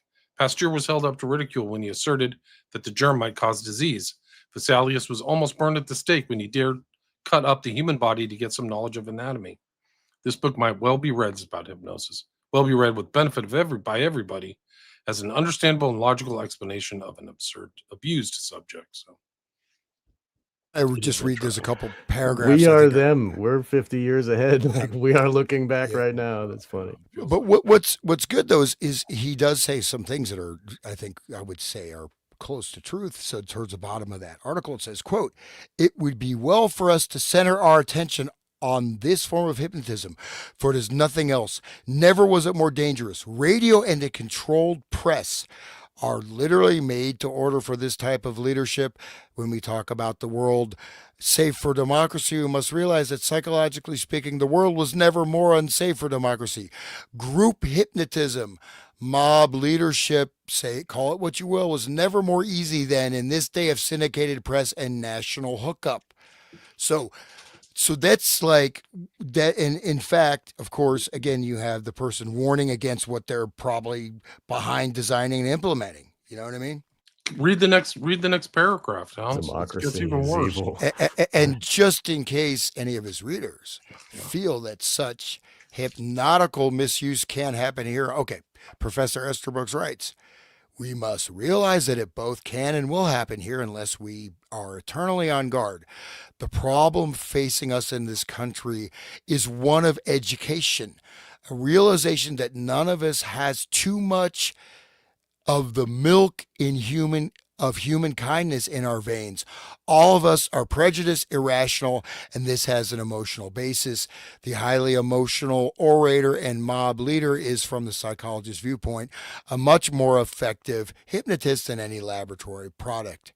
It is he who leads humanity by the nose into its bloody wars. Wow. So Alex yeah. Jones, right, Hitler, right, all these people. Rah, rah, rah. Okay. In our modern thing, look at this stupid war against Russia. Right. Like, people had to be hypnotized to do that because there's none of the money, if they overthrow Russia, which they're not going to do, But- will ever come back to the average person, like the average proletariat or whatever bourgeois person back in the U.S. But really, I mean, it's I mean, That's a first, cleansing thing, right? the thing is, and I mean, my big breakthrough was the whole thing in Libya, right? When they're like, oh, but the Russian war, just to throw something out on that, is like, number one, Russia cannot lose. It's not something they can walk away from. It's like if Mexico started attacking Texas or something, right? And they take part of Texas, they start killing the Texans. That's what Ukraine did, right? And parts historically that were in Russia were given to this, Ukraine, and they're murdering the Russians. But there's no way they can lose. And because of it, they have by far the world's most powerful military. Now, Iran, before Russia would not deal with Iran because, the political situation. Now they're directly supplying Iran with stuff. You have Iran, China, Russia access. Russia has an incredibly powerful economy. Instead of crushing Russia, Europe is basically on its death throes, man. I mean, Germany, part of the almost every city plan. in Germany is bankrupt. I mean, and they're reinstating the draft, and it's like, I hate to say it, but the United States couldn't even, they have now, all of their troops are being rotated. They have the most advanced battle techniques. And the fact is, they have the most advanced weaponry and they have the most dedicated patriotic troops. And they all have battle experience. What's, pressing a button on a friggin' joystick? I just killed some terrorists. That's not stand in battle, face to face battle. So it is impossible. Barring destruction of the entire planet, for this to lead anywhere except for what? I mean, they've killed how many millions of Ukrainians? Millions. I mean, it's an absolute bloodbath and a genocide that never had a chance of succeeding, and it's obviously doesn't. Yet they're still pushing it. And it's like, Succeeding at what though? What is the That's true plan? yeah, unless it's like that, shifting of the world order to China, Yes. which seems to be like, oh, let's, I've been, going China around and Russia working together now. Like they Going didn't around used the- to do that, right? going around the Rust Belt. America was like the strongest industrial power in the world. Now Was. it's screwed. Right. I mean, and what started in the 80s under Reagan, We're all right? vaxxed up and a bunch of trannies and like, I mean, what the hell? Like, But we have safe spaces, and right? Yeah. and we're all special in our victimhood. Our status. safe space Kind of- is behind that blade of grass with our gun. Has to be a Every one of satanic us. assault. Like, how else can you explain it? Of course, yes. Right. But there's no. I mean, the thing is, at least there used to be. So World War, whatever World War One, these. I mean, there was at least some, like even Civil War was engineered, to a certain degree, whatever. But Right. at least there was a believable backstory. At least, okay, you find out it's lies, but at least there's something that has some belief. This stuff is just retarded, dude. I'm sorry to use the word moron. Sorry to Oh, align can with we Esterberg's- define what a moron is? He's talking about how bad it is that there's all these morons, but this dude is in fact a moron. People that are eugenicists are morons because a moron is someone who cannot cognize moral truth. They falter in morality. That's why it's moron. That's why it's named that, because they can't understand morality. They're that stupid. They don't understand what moral right and wrong is. So all of these psychopaths are morons. Okay, let's just use the real words as they are. This is just interesting. Esther Brooks was in a newspaper article in 1933 talking about war. So he was in Europe making dispatches. I thought that was kind of interesting. I don't have like the close up of that, but he's mentioned in these other articles using hypnotism and this is an interesting, that's him on the right smoking. Can't really see it very well in this. Your achiever picture. receives new hypnotic type boost. Yeah. All right. So The blurb says psychologist George Hoban Esterbrook sits with the rest and a student in Hamilton. I think he's in Hamilton. I just wanted to say another thing, that war is where we get shell shock from. Like, war is necessary to traumatize all the young males for the next thing that they're going to bring. You know, they had to do World War II to traumatize them into go home and breed and have electric kitchens and, you know, be part of capitalism. We won, you know, the world. And then and it like reframed how everybody thought, and like they came home from this terrible place, they can't think about it, and they're shell shocked, you know. And now we have this new understanding of what, you know, post-traumatic stress disorder, and even like trauma-based mind control, you know, like it is effectively breaking the legs of Grok. You know what I mean? Like, that's what war does to people, and it traumatizes everybody. This article is really interesting because it starts out techniques derived from hypnosis, but not hypnosis itself, are being used successfully on an experimental basis in a central New York high school to aid pupils who are underachievers. One technique is auto-suggestion. The pilot program was begun last year at Hamilton High School. This is 1969. And will be continued in the new academic year. The originator of the program and the technique is Dr. George H. Esterbrook, Professor Emeritus of Psychology. So he'd already done teaching of psychology at Colgate University. Esterbrook is a nationally recognized authority on hypnosis and career counseling.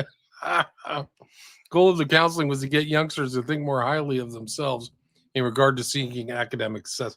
Remember, in this document we're going through, he talked about being in disguise or in guise and different things. Right. Like he was going to fake being at YMCA or whatever. So here's this thing where they're like this constant thing of the deep state filtering through kids and like teenagers, probably to find the right patsy or whatever Right, they're just doing. like the GATE program, gifted Right. and talented, whatever. Yeah, right. Yeah, that's what they're doing. So That's incredible stuff, the yeah. NASA, the GATE kids went to NASA and stuff. They would like bring them to the NASA place and did all kinds of stuff to them that they don't remember, you know, like Right. I don't have any memory. Do you have any amnesia? I sure do. I don't even know what happened. It's Oh my God, he just looks like I mean, he's hitting he a is. he's hitting a cigarette. But I imagine you go like you're literally going for your guidance counseling. You end up being hypnotized by Esterbrook. And God, Right. who knows what he's doing to your mind, man? You of know, course, this was in 1968 too, right after the Summer of Love, like right in the main thick of it, right there. Right. Good point. Yeah. Oh man. he Right Incredible after stuff. year one was 66 for the Satanic Church, and then year one was 67 with the Rosemary's Baby, and then like, you know, this is the year one, I guess, of their like full-on mind control of everybody. And Power which dictators Mussolini, Hitler, and Stalin have over subjects may be mass hypnotism. Masters of the trance use it as social force. And so he's mentioned here in the article later. Let me see if I can find the actual quote. It's hard to read. But these, I mean, they put a lot of like effort into some of these, you know, visuals. isn't that and the stuff. double cross? Like, isn't that like a cross with two crosses, like a double cross, right? it's a double cross. It's also like I mean, there's some weird. You can't zoom in on that, can you, William? I just want to see. I'm like, trying to. I don't the know. graphics are really weird in this article because you got the eyes, Mhm. you know, like look, there's like a weird thing coming out of his eye, like a nipple. Did you see that? Going under. Then what does it say? Boner? No, I can't read that word. Dude, this is a weird Rorschach test for you, buddy. No, I can't read it. It just looks like a what does it say? Look closer at the boner, please. What does it say? I can't read it from here. Like Going I don't under, look at it. under, coming out. A Texas Oh, going under. rattlesnake Yeah, right. Yeah. hypnotizing its prey. A chaparral bird seen at right. Wow. Did snakes hypnotize? Oh Chaparral yeah, bird hypnotized by the rattlesnake shown at left, which is about ready to strike. that was Wow. even in Roald Dahl's Ricky Tikki Tavi. I remember that because my kid loves that cartoon of that, and that's one of the things, like the Nag whatever, the evil snake. Don't look in its eyes because it will put you under hypnotism, and then you'll be taken, you'll be eaten.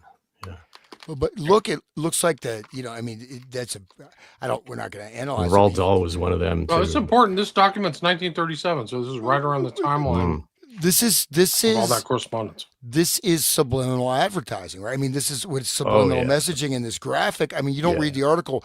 There's enough in this weird graphic that's going to go in your brain. I mean, that eye, look at the eye on the right side, the eyebrows connected directly to the lady's brain, like it's pouring into her brain. right. And what Good is that point. weird little, sorry to use what it looks to me, it looks like a, I don't know what you call it, a nipple or a dimple coming, like the little pointer thing coming out of the eye. So I don't think Hmm. it's even an eye. It's very weird, It man. looks like it's separated, like the two eyes are not together. And the way that the lady's head comes up at a sharp line cut off, it divides those two eyes and it makes like the one on the left eye on our right is the one that's dumping into her head. That's like the left-hand path, you know. I don't know if people get that deep into it, but it does look like a double cross. I don't know, like Sure that does to literally me. a double cross is, you know.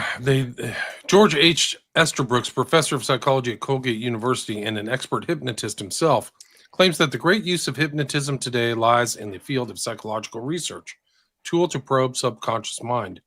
By producing symptoms of insanity in subjects, the disease may be studied without creating mental trouble, just as certain physical diseases are produced in field mice for the purpose of study in the laboratory. By creating these symptoms, explains Professor Estabrooks, the psychologist is able to get a clear insight into the workings of the subconscious mind. He can study the causes of various nervous disorders, which are usually only exaggerations of normal mental behavior.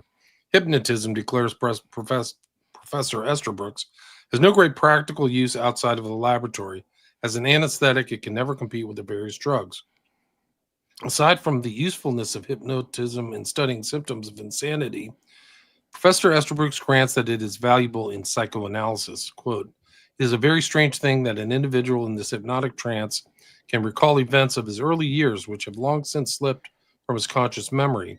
Since many cases of mental disorders are based on experiences of childhood, the trance sometimes yields excellent results in curing mental ailments.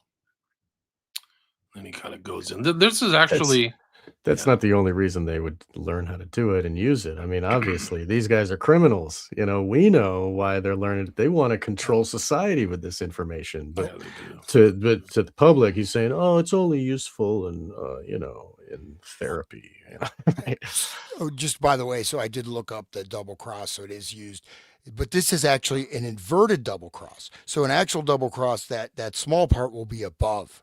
So Oh, right. this is an upside down double cross. Oh man, it's So even I more don't. satanic. All Yeah, right. yeah, Sweet. dude, yeah, right. Oh man, And good think catch. of, I'm glad you looked that up. Thank you. yeah, and the thing is, though, think about it. At that time, now we're much more sensitive, sensitized to. This is pretty early type of subliminal advertising communication. So there's like a hypnotic again through that weird graphic with that lady who looks Right. like she aged What? like 20 years when she comes out. She looks like, I don't know. She's not smiling anymore. She's smiling the first, but then like, and it's also got that Big Brother kind of the eyes, are like the Big Brother eye. You know, it's got that kind of man.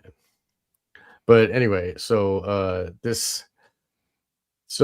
the power which dictators Mussolini, Hitler, and Stalin wish they had over subjects is what our government has right now.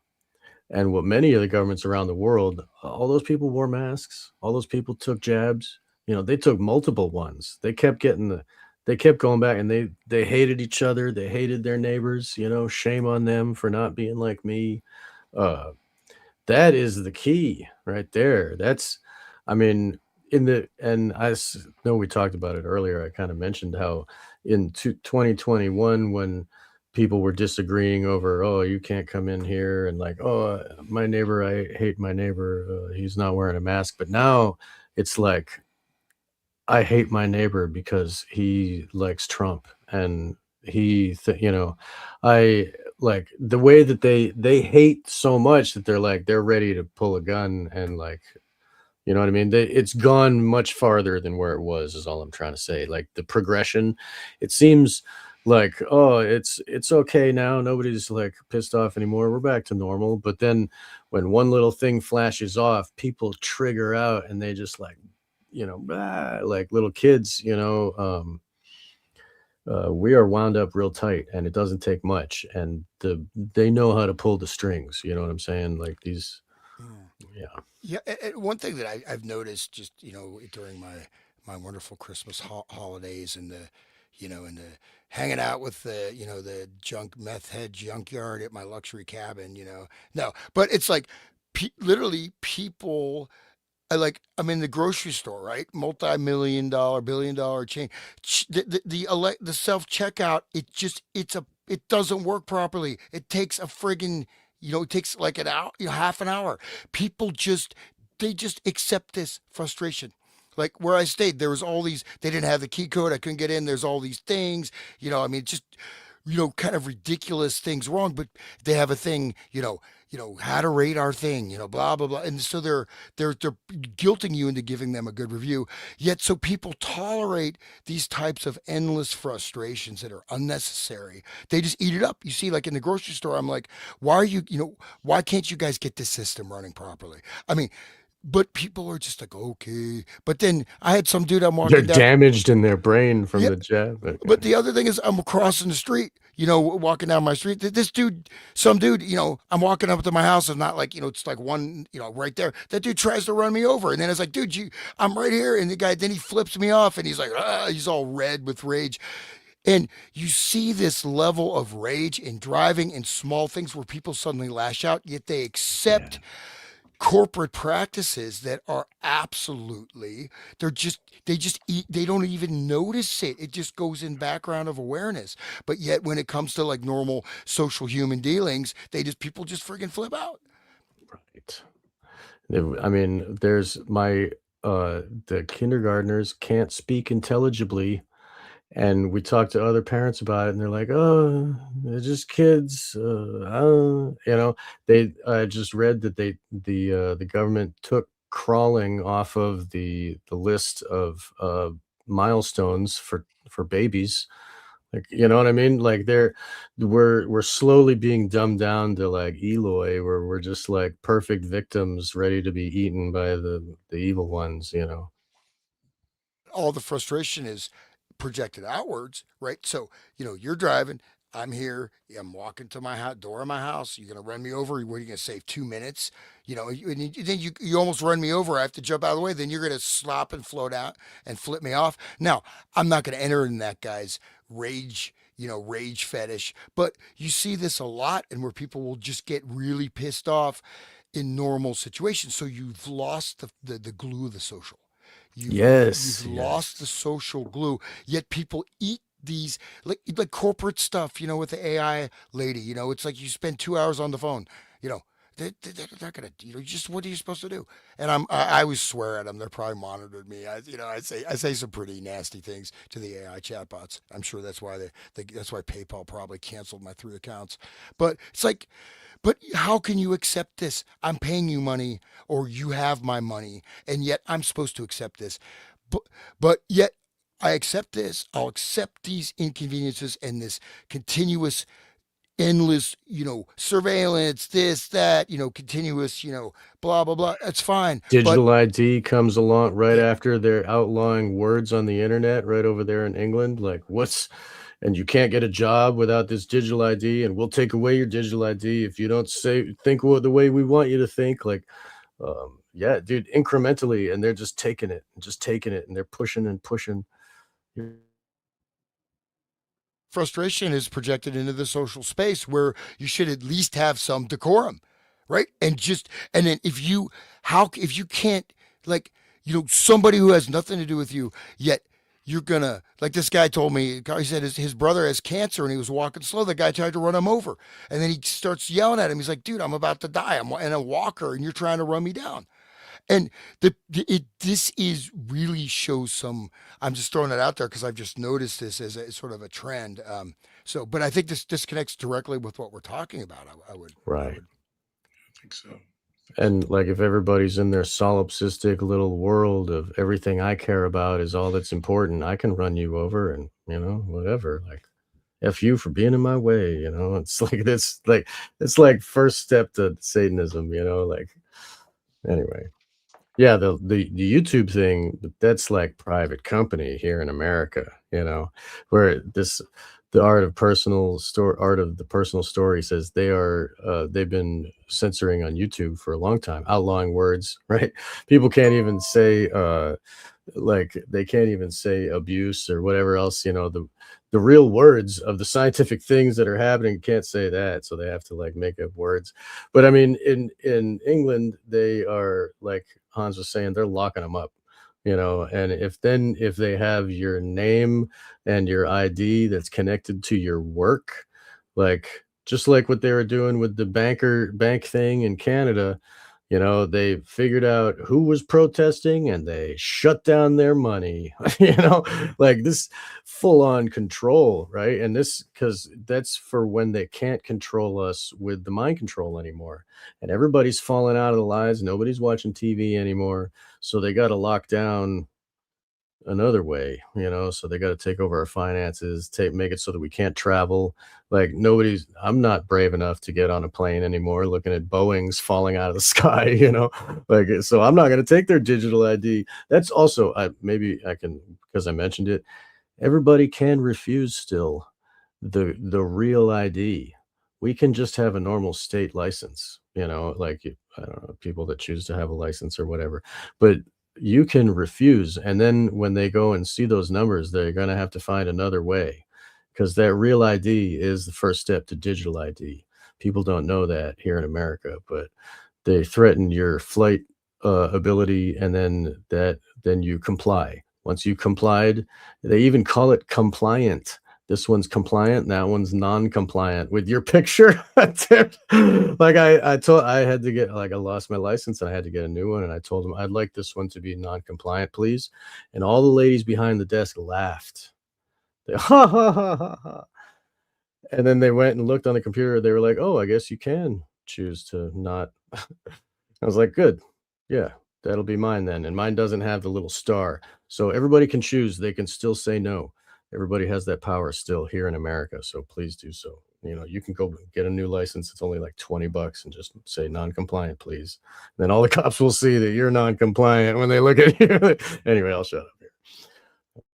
So should we, William, you want to dive back into the? Yeah, let's go back. Article. Hello, We William. made it Sorry. to 2 hours. We've got We- 200 live viewers. Thanks everybody for listening. Wonderful. Thank you for A lot of great listening. comments. William, sorry if you want to talk more. I don't mean to like step on your. No, I don't. Yeah, me I'm too.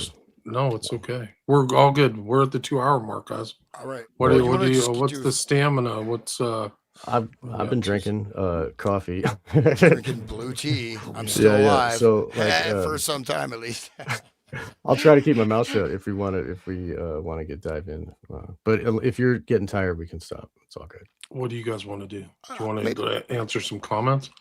Maybe can we Sure. just do like just like 3-4 pages of the document and then do that? Is that okay? Or Yeah, just- sure. Yeah, why not? Okay. All I think that you start at like the May 1st, 1939. That's skipping that May one small. 1st. What is that? This should be the next one after that. This one. Yeah. So okay. All right. Because I think there's one that's just kind of interesting. But The one that starts, it was certainly a pleasure to see you. no, it says I think I am really making progress. Oh, that's the one. Yeah, before What that. number are we at? What page is that? That's 263 on my document. Yeah. 263. Colgate University is the heading.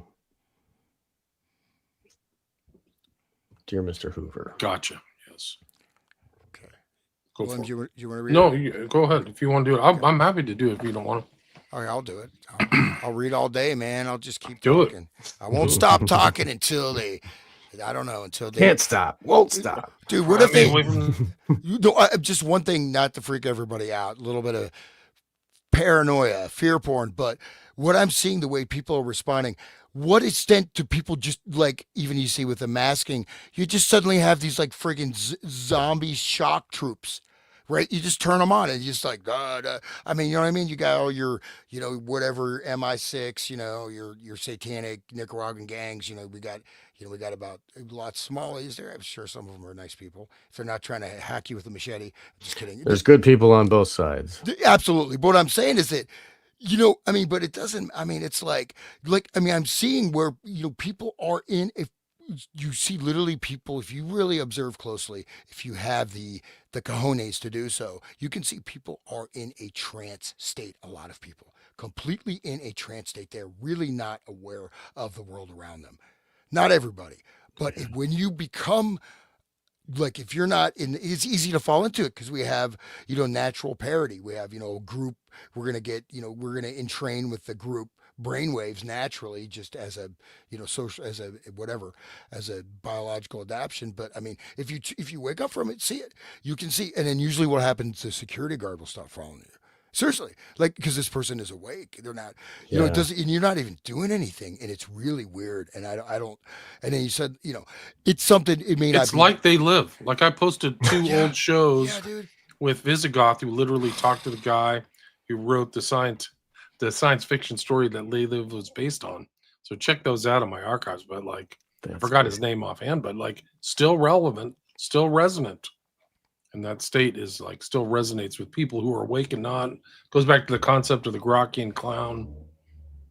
Like, it's really bad.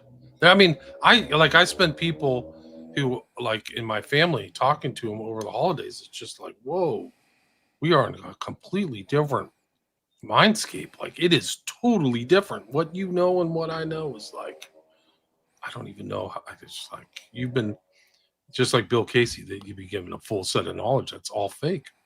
It's that bad. The problem is that our lexicon, we refer to things actually that are pseudo kind of semi-fiction, like 1984, for words that can describe what's happening, but there's words aren't. We're grasping for it. You can see it just in our dialogue and our exchanges. What's happening? Oh, I referenced this film, They Live. I referenced 1984. I referenced Condon. But there's like something even more profound. And like, you talk about different types of people or something, but there's different types of outlooks and different types of like understandings of things philosophically that are so different that it's a trip. And the other thing is that you can hear people who've indulged in the alternate media because they can finish other people's sentences and they know things. Like the Candace, like I was at a bar and the bartender knew the Candace investigation, but the other people were like, I have no idea what you're talking about. And I'm like, well, because I know that the whole story about Charlie Kirk is totally fake. But it's just interesting to see that in real life and see how surreal this is. You're literally in a science fiction film. And one Hey, thing, it's you see them get put in the bubble, and it's like you watch them get entranced. They're all believing like the whole like in 9/11 and the other ones, and you watch them fall into the trance, and there's nothing you We can got do. attacked by 19 terrorists, you bad. Yeah, let's It's turn like, the what? Middle East to glass. I know people who still believe that. and they found the passport, magic passports, but What did that news commentator say when he met him? If you can believe that. If you can Like, believe literally that, says it on. dude. or the best one is the If BBC. you can believe that. Dude, the BBC host is talking about, and tower number, Oh, 7. as 7 has gone down and it's still there. And then, like, they like, oops, you got the timing off. You can see it in the background. But no, but here's a distinction though. Like, okay, me, right? Whatever my opinion is, right? If you don't agree with me, that's fine. I mean, we can have a discussion or not, and you can go, but even if it doesn't really affect me, it's just like, okay, maybe I pity you for being a Grockian clown, maybe, and maybe I'll just laugh at you, but in my sleeve or something, but I'm not going to react. You bring up something, you go against whatever, maybe Russia, it could be this, that, you go against them and they're going to flip out. they're going to, a lot of times they're going to respond with an anger, caustic, or even like, you're not my friend anymore, whatever. And like, if you don't, like, I have an open mind, you're welcome to believe what you want. I mean, if I have the energy or will, maybe I can try to convince you, or maybe I won't waste my time. But if you don't believe what I believe, that doesn't have any impact on me whatsoever. None. But yet, so many Right. people, have you noticed this? Like, if you go, they have the certain lines of belief system. If you push that, they're going to like, whoa, you know what I mean? So that shows that's the cognitive dissonance kicking in. That is also a hypnotic programming defense, almost, right? Because you get that defensive and aggression. You can disagree with what I believe. Okay, well, here's the factual basis for what I believe. You disagree? You're dumb. I'm smart.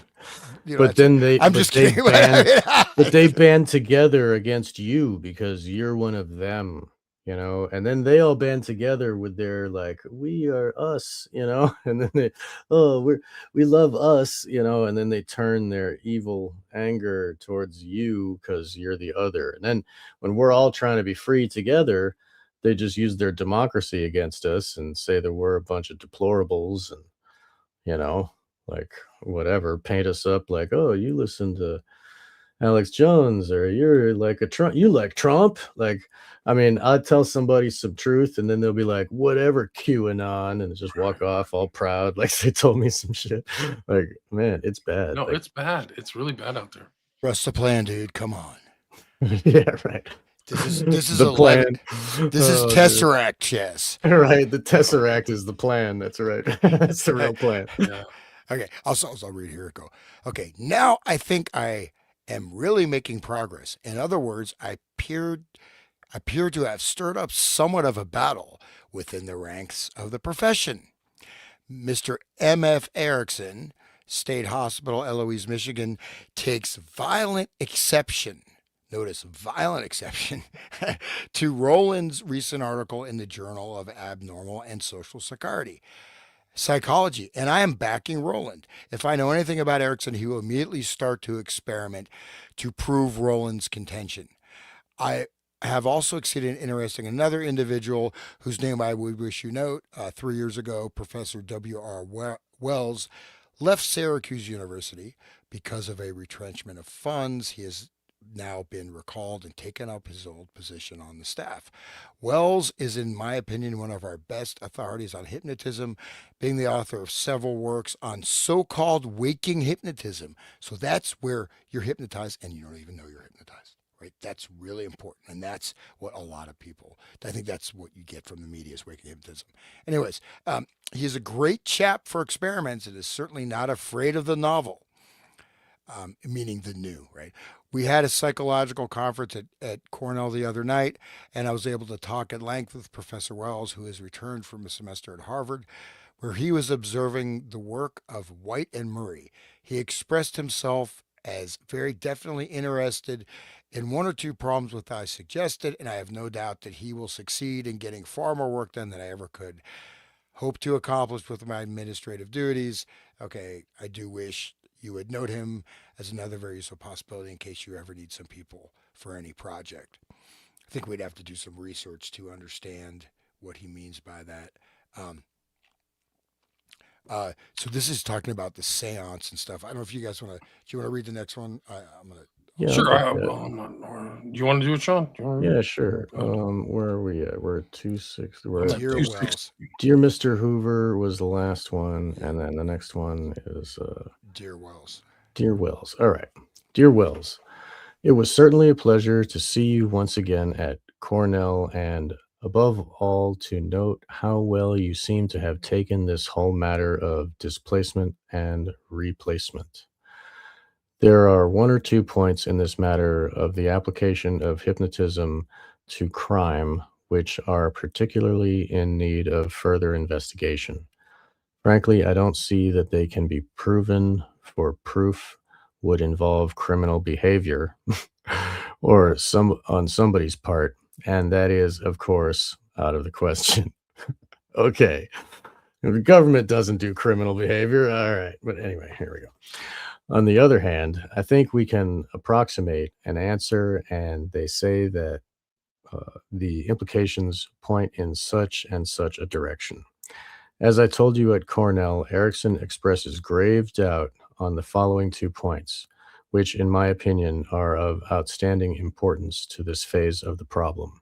First, can we remove all knowledge from the individual that he has ever been hypnotized?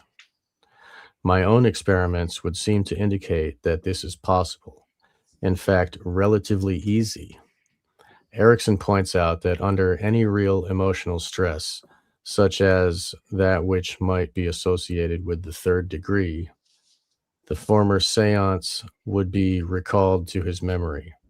Perhaps he is right, but I see no possible way of proving it beyond taking certain evidences as we can amass. If you can contribute anything on this point, it would be most helpful. Second, Erickson expresses very grave doubt that an individual can be rendered unsusceptible to hypnosis by other people. Here again, my experience seems to indicate that by suggestion, in the hypnotic state, it is quite possible to render the subject absolutely immune to suggestions from other people. Certainly that of being thrown into the trance. On the other hand, what would happen under emotional stress? I don't know. It seems to me that the crux of the matter hinges on these 2 questions rather than on Roland's contention in a letter to me that none of his subjects could be fooled into committing murder or into criminal acts. I am quite convinced he is wrong here, as Roland's experiments show, and as indeed my own have demonstrated many times.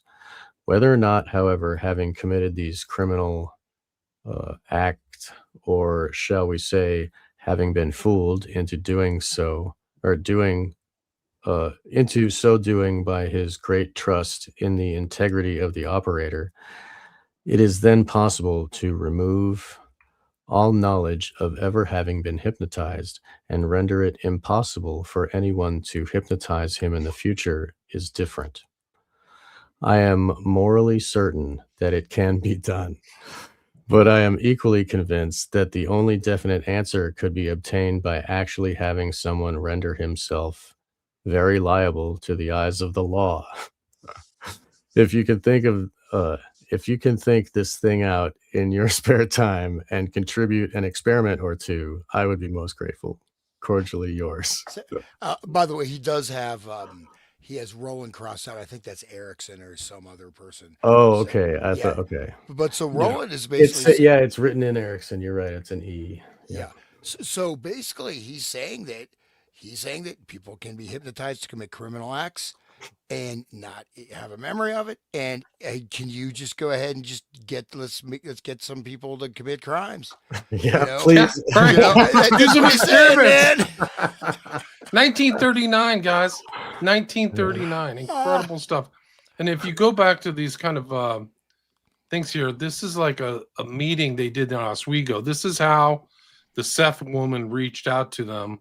But this is Oswego from 65. And he's still talking. I'll have to get this so we can read it. But Erickson and Estabrooks are still friends. So they were friends for 30 years, exchanging stuff. And all this stuff at this hypnotism conference, it's like all for public consumption. It's all like, oh, yeah, we're really helping out. And they're talking about like replacing people's brains and amnesia and then blocking insight from another hypnotist. Like in 39, so important. Oh man. And It's so copies amazing that we destroyed. have this on the Literally recording. says copies destroyed on the bottom left-hand Yeah, side. it's Like, get rid of these copies, man. Don't let anybody see this. Like, Yeah, don't say it on Wake the Dead or Resonant State. Never. no. Then I think he sent something back. I think this is from Hoover, because I think that's an H there on the bottom of the page. Dr. Estabrooks, thanks for your letter, May 22, 39. I'm looking forward to receiving a copy of Dr. Erickson's manuscript when it's published, though. Erickson must have put out a book around this time, is my guess. I haven't really validated, but here's another one. Hoover includes 2 copies of a letter I'm sending to Dr. Erickson, Eloise State Hospital. He's just submitted to me a manuscript listing 31 cases, or shall we say, unethical suggestions to various people. So he did 31 cases of unethical suggestions. All his results are at sharp variance with those of Roland. As soon as he publishes this, I will take care that you either get a reprint or that I at least tell you where the article appears. Wow. Right to Hoover. Like right on the letterhead, all that stuff. Stamped. Ethical. Incredible stuff. These guys. Okay, I'll read this one. May 22, 1939. Erickson.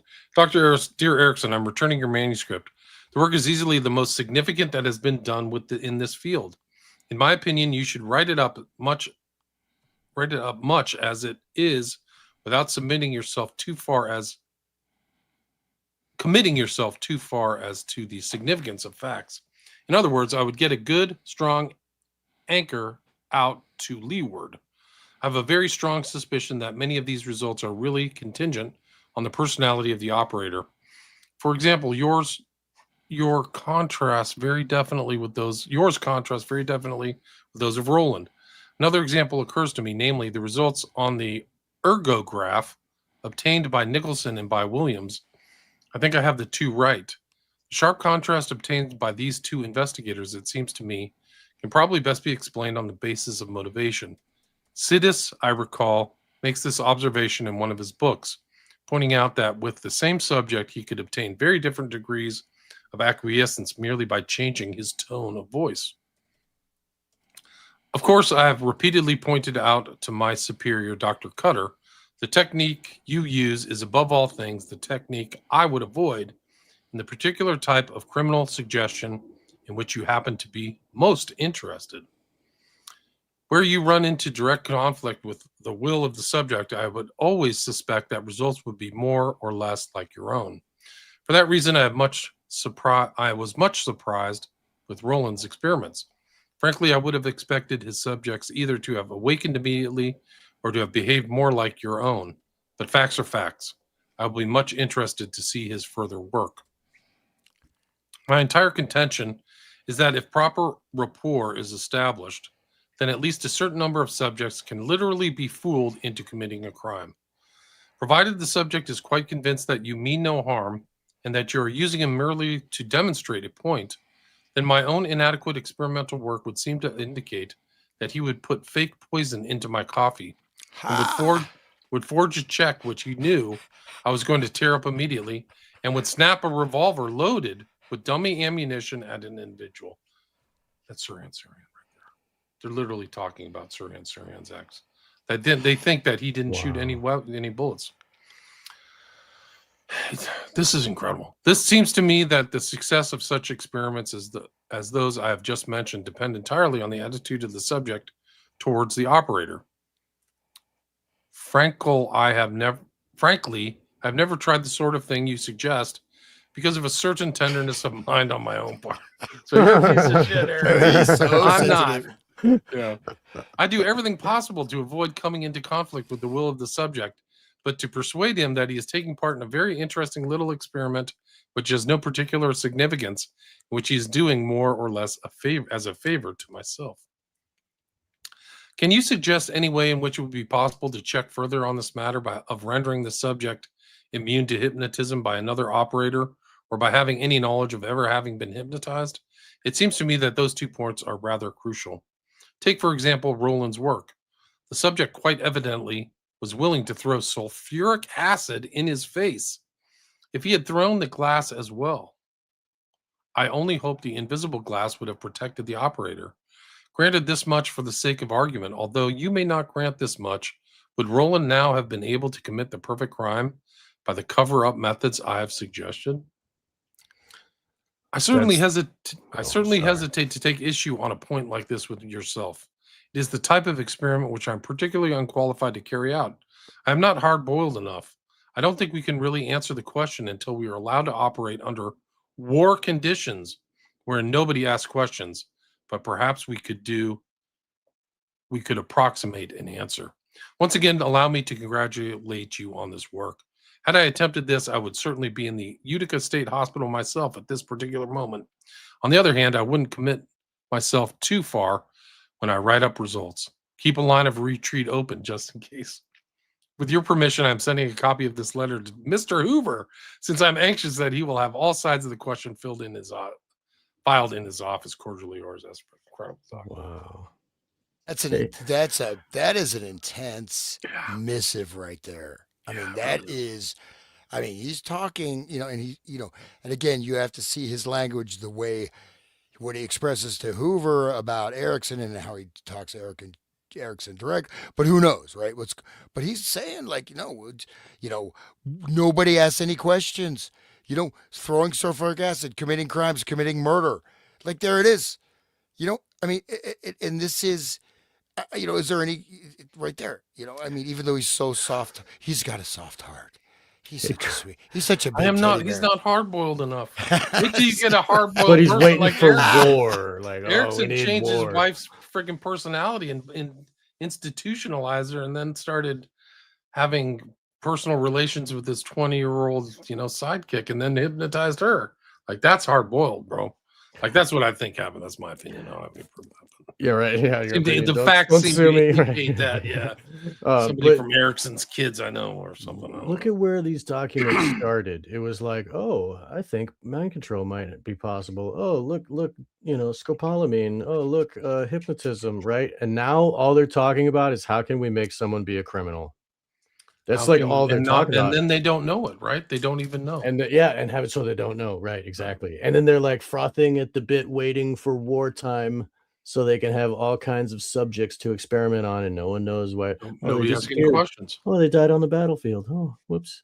And look at like the Japanese, like unit whatever 731 or whatever, where they're doing experiments on how they can freeze a person and how they can kill a person and put like air bubbles in their veins and kill them. And they studied all of this stuff. Like, I mean, and look at the, Mengele and the Nazis and stuff with their twins experiments and all those things. That's what they want. That's what they're hoping for. They want the wartime conditions.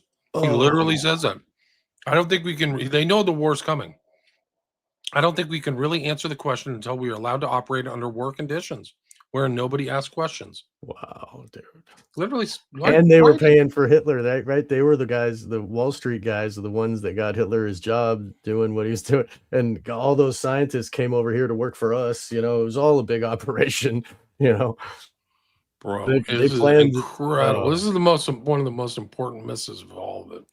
Yeah. I'm 27. glad we didn't stop. I'm glad we got that one. Yeah, maybe just do a couple more. Let's dial this in because I'm like, this is actually pretty. We're getting to the meat, we're getting to the meat off the bones here, Yeah. and who knows they didn't get those WPA workers and the sexy secretary to be like a, whatever honey Or the pot. CCC workers. Yep, you're talking about? yep, CCC, yeah, back in the beginning. But Right. anyways, so this is Estabrooks, and you could see him almost like he's just like chomping at the bit, like he's like, yeah, like he's happy, man. He's like jazzed up. He's like, even though he's got a soft little heart, tender. He's not hard boiled enough. I'm so sensitive. Oh my God. That's I the just real couldn't do Satanists, that. though. That's not the people that are That's like, part of, like, wearing the a black scam, t-shirt. Like, Part yeah. of the deception. It's part of the guys. Like they're all in guys, but we got to keep Hoover informed. He says at the end. Yeah. And these guys are at Right. hypnotism conferences 30 years from now. It's just off the charts. Right. And the stuff that they're releasing, they probably already had, releasing in 1970. New technique. It's been around for 40 years. Right. And but there's no MK Ultra, dude. Anyways, I'll read this next one. If you don't mind, I'll do it in Please do. sensitive voice. Yeah, don't be hard boiled. I won't be hard for. I got to show the emotion and that tender, soft-hearted nature of Estabrooks. Dear Mr. Hoover, I'm a little afraid that you will feel abnormal psychology has finally gone to my head when you read this. Please do realize that I don't take myself too seriously with this particular proposition. I merely submit it for what it is worth. Your knowledge of the actual situation will decide whether it is worth anything or absolutely nothing. I suspect it is the latter. You probably recall the details of the experiment by Rowland in the January issue of the Journal of Abnormal Psychology. Startling sort of thing. Where using invisible glass, he demonstrated that he would reach for an angry rattlesnake or would throw sulfuric acid in the experimenter's face. Evidently an uncontrollable impulse, which which he simply cannot resist. Frankly, I would have not thought it possible had not an experimenter of Roland's ability obtained such results. Now for a little melodrama. An American, a British, and a French submarine have all come to grief in the last 2 months. From the purely experimental point of view, I see no reason why a high grade hypnotic subject acting on the basis of post hypnotic suggestion might not have tampered with some of the very delicate contrivances necessary to the proper functioning of the submarine. To be sure, he would have killed himself in the process, but Roland's subject was perfectly willing to reach for that rattlesnake. Please don't think I take this subject too seriously, but if there could be any basis of fact in it, I so see no reason why it is impossible, then obviously the further implications are pretty serious. If a man could do this with a submarine, he might do the same with a battleship. Well, so that's implying that submarines, they may have actually been experimental subjects. Okay, anyways, go. Right. Can I just bring up Russ Dizdar one more time here, guys? Like that's what Russ is talking about. And Russ was saying that there's like 3 or 4 generations since the Nazis. He focused on the Nazi, like he knows it went back to Babylon, this mind control, this trauma-based mind control, satanic generational stuff. But the Nazis made it science. They turned it into a thing that, and they, you know, all of them that he was dealing with had like German alters that knew how to speak this stuff. And in his book, he talks about, you know, a dad just like gets a call on a phone and then he hangs up the phone and kills his whole family and goes and does some evil thing and then kills himself. This is what I mean. Somebody would never kill their whole family, but in Roland's exercise, they might do such a thing. You know, it's so horrific, but their mind is taken over. They can't resist. They are total slave robot. Right. I think that's what he's saying. That's Roland's experiment Right. and the Journal of Abnormal and Social Psychology. They will throw the snake or the sulfuric acid at you. Right. He And doesn't that's- believe it. Look at the intro of what a weasel Estabrooks is. I'm a little afraid. I don't take myself too seriously. I submit it for what it's worth. Your knowledge is better than me, but it may be absolutely nothing. I suspect it's the latter. And then, by the way, I can get somebody to involuntarily throw sulfuric acid on some hapless person. I know how to do it now. We know how to do it. And it might have something to do. Maybe there was some submarine accident or something. I don't know. Well, no, I think there were so there were like 3 submarines that went down in similar circumstances. Now, the next one, if you contextualize it with getting subjects to do some criminal acts, he just describes how it could be done in the next document. I don't know if you want to read that next one, William. All right. I'll get it. If one of you guys go ahead. Yeah. Okay. Yeah, I'll go. Okay, this one is one on second thought, with your permission. Is that what you're talking about? Is that the one? Yes, it is. Yep. Okay. Dear Mr. Hoover, on second thought, with your permission, I will follow up my former letter with a more detailed analysis of the situation. Of course, I do not for one moment imagine this is what happened to the 3 submarines, but it is something which might very easily have happened. In my former notes, I have pointed out the fact that it is very easy to induce hypnosis by a disguised method, working under the front of a psychogalvanic reflex or any other piece of psychological apparatus. Your own lie detector would give the very best possible smokescreen behind which to carry on. It is then very easy to remove all knowledge of ever having been hypnotized and make it impossible for anyone else to hypnotize that particular subject. Now, let us suppose that I have such a subject and mark you, they are very easy to get. The rate is about 1 in 5 of the average population, and hypnotism is childishly simple in the hands of an expert. So we will suppose that we have my subject. In this case, It was an American seaman. I then impress upon him that he is aiding me in some very important experiments for the intelligence department, and that I need his fullest cooperation. I would further explain that I am trying to impress upon you folks the real danger which might arise from hypnotism in warfare, and that his cooperation will be absolutely necessary in the experiment which I am now about to propose. I then tell him in the post-hypnotic suggestion that 4 minutes after the submarine submerges on June 1, he will suddenly have an irresistible impulse to throw switch A. I know nothing about submarines, but switch A will, of course, be something which will produce a serious accident. I have my assistant present and explain to him, or I have my assistant present and explain to him that, of course, I am no fool. Switch A will have been disconnected, short-circuited, or something, so that when he does throw switch A, nothing whatever will happen. He is simply demonstrating an experiment. It, it will be actuated by the most patriotic of impulses when he throws the switch in question. Under these circumstances, I am quite convinced that the subject, with that faith in the operator which seems to go in the hypnotic state, would do just as I suggested. At any rate, I would certainly not like to be aboard the submarine in question. Once again, don't take me too seriously.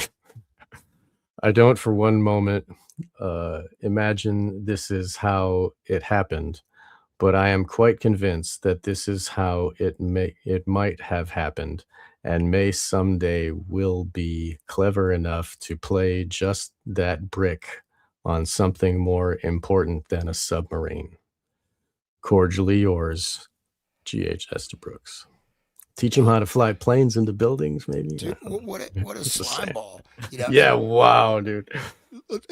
I just want to, this next one, the next one is like, this is fun. It seems like there's a little bit, you know what I mean? It's almost like flirting, like, oh, do you like tight jeans? I No. have that Don't take me too subject. seriously. I'll show it to you under my I kimono. I hate tight jeans because they make me look. They're so hard to wear. Oh, well, it might have happened, but it didn't. But then maybe it did. Anyways, so this is Hoover writing back to Estabrooks, July 12th, 1939. Dear Dr. Estabrooks, permit me to acknowledge receipt of your letters of June 19th and 27th and July 6th, 1939. I read with great interest the hypothesis which you put forth concerning the sinking of submarines. I realize, of course, that you are only suggesting things Sure. that could conceivably happen upon the basis of your experiments and the experimentation of others, and that you are not suggesting that such a situation actually did occur in any of the recent submarine disasters. So you have three submarine disasters. I think I think they're all on the same day. So, and they all happened because of basically someone throwing switch A, right? Somebody, the Right. crew, whatever they did, whatever, open the hatches or whatever. You know what I mean? 3 And accidents on the same day is obviously intentional, right? yeah, And that shows the rest of the world, see what we can do, right? yeah. And of course, and they could just be older submarines. They don't care about the crew. Just let them sink. Yeah, And it's right. three different countries too. It's not just, what is it, America, France, and England, was it? Something like that. Okay, anyways, Right. um, so I'm not suggesting that such a situation actually did occur in the recent submarine disasters. I appreciate your interest in forwarding these theories to me, and your letters are being retained in file for possible future reference in connection with the general subject matter of hypnotism. For us to read here today on the Yeah. subject matter of hypnotism. Well, and just note that earlier he's saying, well, if we could get some people to experiment with, if they don't mind breaking the law, right? If you could offer up three subject. I think he mentions three subjects, right? A few letters back, right? He's asking, Right. So this seems a little funky, right? And it seems a little off. Coded language. Yeah, I don't Yeah. know. I mean, we could do some more research on that, but I don't know. So yeah, I'll leave it there. But this seems pretty. This is pretty. I don't know. It's Damning. hardcore, man. Right, I yeah. don't know. They're headed into war. They're talking about this. One of the interesting things is it validates the earlier letter that Estabrook sent out, validates this idea that people will do things under the trance if they think that they're just doing something. It's not against the law or against their will. I just want you to flip the switch A, right? They don't know that it could blow up the entire ship. They just go, I want you to do switch A. So the real malevolence, the evil mind is in the operator, not the those who are operated on. See how that works. So that's This- what Extra Brooks is relaying. Yeah. This also validates Nathan Reynolds' story and Gray Area Monarch story, and other people that have had on my show talking.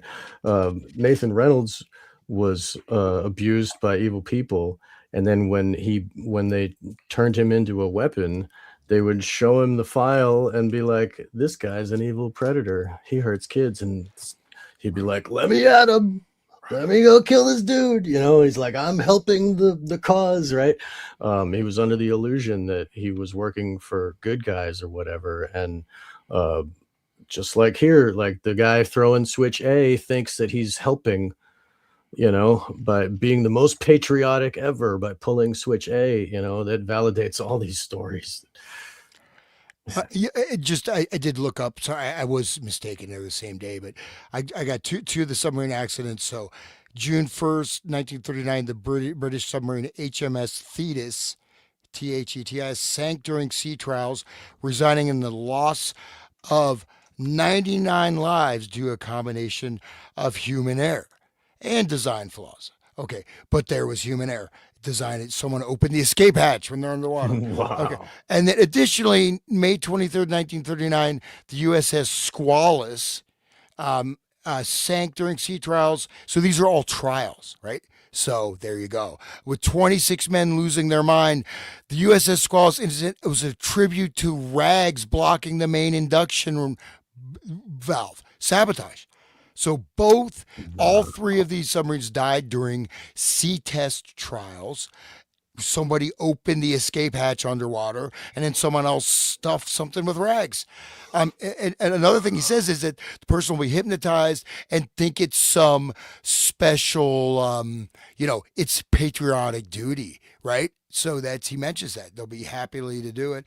So it does kind of seem a little fishy. I mean, they all were just sunk by sabotage by the crew.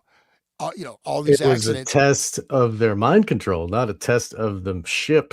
They were testing and it was a display to everybody, just like the Charlie Kirk new weapon to explode people's throats from a distance, the air burst or whatever. And just like 9/11 was, look how we can dissolve a building. It's, this is showing the whole world, look how we can mind control. Look how we can kill our own soldiers with their own, like It's a the people weapon of that are war. in the It know. goes back to Dr. Yen Lo, all the way to Yes. the beginning of Yep. Manchurian Candidates. Yeah, I mean, and so again, you got somebody opening the escape hatch underwater without whatever. Okay, yeah, maybe In a the design submarine. shouldn't permit that, but somebody pressed the button to open it, and then someone stuffed rags. And so that I mean, they stuffed rags in the intake. I don't know much about submarines, but I mean, whatever they did caused the submarine to sink. It's something inaccessible. So right, and these are both direct and directed acts of sabotage. They're not air like, oh, I screwed up. No, like, oh, I'm going to press this button and the whole submarine's going to flood. I'm going to kill 99 people. Oops. You know what I mean? So that and it's our own army. It's not infiltration by someone else's warrior over here doing sabotage. It's our own people. Dude, what a weapon. It's so amazing. Yeah, and it does. I mean, I don't know. It seems the way his weasel words and the way Hoover's like, oh, I know it's just a suggestion and it might have happened, but it probably might not have happened. And Right. da da da. Where earlier they're saying, hey, if I could just if you could furnish a couple subjects, we could try this, and in a way that they're actually cause mayhem and death.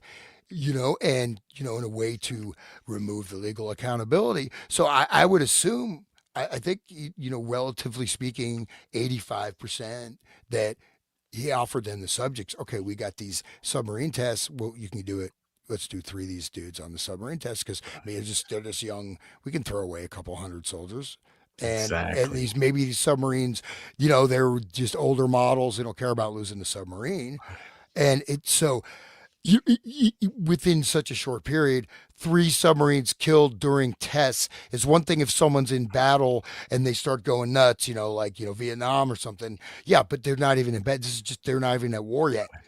This is pre war, and they're doing tests, run of the mill routine tests, and the crew is sabotaging it, killing everyone on board. One of And the it's crew members. pre-war, and it's showing the bad guys that the Axis or the Allied, whatever, the Allied powers have the power of mind-controlled soldiers. They will go against like in the old days. So like Hans was talking about how soldiers wouldn't shoot at each other, and they had to do all the mind control to make them shoot at each other. Now the level of mind control is such that they'll open up a hatch on a submarine. It's obviously like logic does not permit that to be done. If you want to maintain living, you aren't going to open a hatch on a submarine, but they will do that. It goes to prove like the level of their mind control. See, everybody, right before the war happened, it's like it's an announcement. Look at our level of weaponry, right?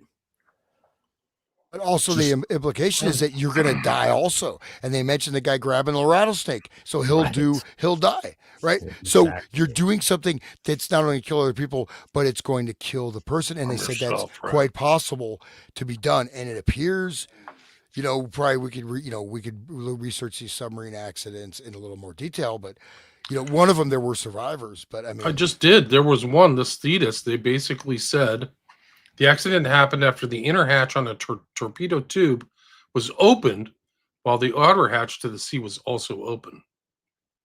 So that means that like they opened the torpedo hatch, and then somebody opened the one on the inside, which is crazy. Like you don't want them both open at the same time. Well, how did somebody make such an obvious mistake? No, I mean it's like, no, I mean this is like basic, like you're not gonna, like, it's a hatch, it's you know what I mean, it's your airlock. I mean, you're just, it's like, let's go ahead. Oh, there's water, there's ocean water, it's filled with ocean water. Oh, let me just open it up, let's flood the submarine. Oops. You're not gonna make that mistake. No way. It's not a mistake. You can't make that mistake. I mean, it's, yes, you can be insane, but I'm sure in this, you have to also at the time, right? I mean, now I could see it happening because people are so dumb, but back then, I mean, people were pretty intelligent. They're, I mean, these are young soldiers. I'm we'd sure like to they're, think so, I guess. but I mean, you're underwater. I mean, this is like, you're not going to just screw up like that because it's Exactly. terrifying. Who wants to drown in a submarine? Right. Not me. It goes against all logic. And if they can make people act against logical understand, like their own idea of maintaining their own life, like that's innate programming to everybody. That's instinct. I'm not gonna drown myself on purpose. Like that. So that just is a proof of the level of mind control. Like look at just like Full Metal Jacket is just like, they were trying to get those people in boot camp to become killers, right? And the first part of the movie was one of them became a killer, the next part of the movie is the other one killed, like just like anyway, yeah. What can we do to maintain, to change their minds into being a killer, and for one, it took the abuse, and for the other one, it took compassion, but they still end up killing, they're all singing the Mickey Mouse Club song. So by the time the Vietnam was there, they had like mass mind control, like down pat, They did. They had it. Probably Probably guys like this figured it out. Esther Brooks, West, Erickson. How can we get these guys to change their personality, go through a behavioral change, and get them to pull the trigger? They probably knew what to dehumanization. I bet these guys studied all kinds of stuff that are in. That's the other thing about this document is like, what other secret documents are there that we don't know about? That good point. Yeah, dude. Whoa, there's all kinds of stuff. Like, this is an incredible document. Yeah. But I mean, also though, a submarine, you think about it, like even an airplane, you still have some chance of survival. right? I mean, someone can crash land the airplane if you open up a hatch or whatever, right? A submarine. I have a special treat for you. Wait for William Joseph Bryan. We'll do the airplane one. Okay. You're but gonna blow your mind. but really, Ties right into this. It's incredible. But being in a submarine is a terrifying thing. I mean, you're in an enclosed space. You're basically in an underwater coffin. You're deep under the ocean. Just that is like, it's. Sorry, I mean, You're this starting is to like, sound like me. They It's even like- have small people fitting in there because it's so cramped, right? I and mean, these are all early submarines, right? Yeah. This is primal fear stuff, right? So to get someone to do that and then kill all of their buddies and themselves in a really horrific, absolutely terrifying way, it really does. I mean, this shows a pretty. You're negating even basic survival instincts of the individual, even hardwired stuff. I mean, Right. and that's. I mean, how could it happen 3 times? exactly. You know what I mean? So It that must be shows. intentional. Pre-war too. Pre-war. Yeah. That's probably why Esterbrook's figured it out, right? He just saw some weird anomaly, just a simple pattern recognition, right? And they sunk their own ships. Like 9/11, we blew up our own buildings. Whatever. But it's not like it was an attack on others. It was an attack on us, and then we become the victim. Got all that victim power again. 10-7. 10-7's the same thing, man. Exactly. Yeah. Yeah. They killed, raped babies and beheaded them in ovens. These are all like trust the And they- science, safe and yeah. effective. And then 2 years later, they're still burning little babies alive. Like by a factor of 1,000, right? Or I something. mean, how could Of there what's still supposed to be happen. babies there left? Like how? It's I mean, dude, it is Jesus. so sick. It's a Holocaust. It's really like a It is modern a Holocaust. It's so Yeah, gross. literal burning of Yeah, the it's like- sacrifice, yeah. burning in a Moloch fire. dude. Yeah, no, it's very, very sick. Very sick people. These are Um, very, very sick people. Right. I don't know if you guys. I would just vote. Maybe we just hit the comments. I think it's good. All right, Good, let's Stop good it. idea. Yeah, we got some really heavy. Like we smashed it out that's- of the park. William, have you ever looked into Philip Arthur Thompson? I've never heard that name. Do you guys know Philip Arthur Thompson? No. No, somebody comment Uncle Ted. Uncle Ted, I hear you mentioned on other shows. I was listening to oh god, it was Austin Picard and Jose Galison. You were on, they mentioned you on one of their shows earlier. So it's a welcome back, glad to have you. That's great. Johnny Sumatra, read Bentov Stalking the Wild Pendulum. There are various levels of consciousness: physical, body conscious, higher shared conscious. See Rupert Sheldrake. Yeah, I agree with that. I think there's different senses and all kinds of stuff. I mean, it's just a simple way to look at stuff. There's different consciousness states. And I've talked about that in past shows. People go into churches or sacred spaces or the wild for different consciousness things to either cleanse or whatever. David Chase's new TV series. Yes, we mentioned that. Have you all looked into what they were doing at TCU with radio waves and triggering MK Ultra from a distance? A little bit. We mentioned that, I think, in one of the series we talked about Helms trying to get kind of brain wave influence. Like that was one of the things he was doing after Dulles. So we talked a little bit, maybe not in great detail. Author of the scanner, is the author scanner Darkly? No, that's Philip. That's Philip K. Dick. Yeah, right. Substance D. Yeah, remember talking that. Let's see. The people were talking about the Old Testament. Thanks everybody for listening. We got up to 220 listeners. Awesome. So go check out everybody's websites. Resonant State, Wake the Dead. There was a guy on here. Sean has other shows that he's done other interviews. Same with I think they both interviewed the Kelly guy about drugs. So you can. Yeah. Sam Kelly. That was a great show. That's a What are you great doing book. with your tongue? I don't know. Is it coming through? Because I'm eating like a cough. Yeah. That's what. Can you hear? Can you guys hear that? Me I- chewing on my cough. I thought you were eating dinner. Well, kind I of. thought you were chewing ice. Kind of was. Yeah. Kind of was. Either way, it's all good. Anyway, I'll We have heard to watch everything out. you said. It's all good. Well, I have to. I usually try not to eat. I mean, I'll drink stuff, but I try not to do things. I always mind. try to mute It's when, okay with me, when I dude. light my lighter. You know. Sirhan is my understanding is people who were in the pantry with Sirhan is that he shot blanks. That's my understanding. There were tons of bullets in there. I thought Yeah. there were like 8 bullets that they Yeah, pulled like out. pulled out of the walls and he had to Yeah. shoot or something like that. Right. Man Behind the Sun for that Japanese unit stuff. Yeah, 731. I actually have a guest in the next couple of weeks about Man Unit Behind the 731. Sun. Yeah, that is sick stuff. Holy crap. And if you look at what it is, that's like pure no morality, pure science, left brain, you know, they will torture for science. It's oh my god. I Yeah, gotta look Nathan that up. Reynolds. Oh, Nathan's great. He's a real dude that cares. Bell Yeah. bottoms. You guys are chatting amongst yourselves a lot about clothes and bell bottoms and stuff. I don't know. Oh, on the chat, they were talking about bell bottoms. Justin says, "Yeah, it's crazy. I know people who've known MK Ultra happen, yet they believe the government is their savior." Right? Crazy. Mind control. Statism is mind control, right? Yeah, I think somebody like What was the mentioned- name of that book? The Japanese thing? I didn't write it down. No, Hans was doing something weird with his tongue. Well, I missed it. I didn't notice it. Was it visual or audio? I don't know. Anyway, I'm drinking. I was good eating Martini. freaking coughs. I was doing anything with my tongue. Come on. Y'all shouldn't be ashamed. Anyway, Any questions before we wrap it up, guys? Come on. One question: what was the book about the Japanese 731? It was like two comments back. I'll go back. Thank you. Man Behind the Sun. Is that a book? Is that Magister? Are you still there? I don't know if you're still watching, but is that a book? I've never heard of that book. I have heard of the book Rape of Nanking, which happened around there, which is supposed to be like one of the hardest books ever to read. It was just so freaking brutal. Anyway, thanks a lot for everybody for listening. And do you guys have anything else you guys like to closing statement or anything else you'd like to add?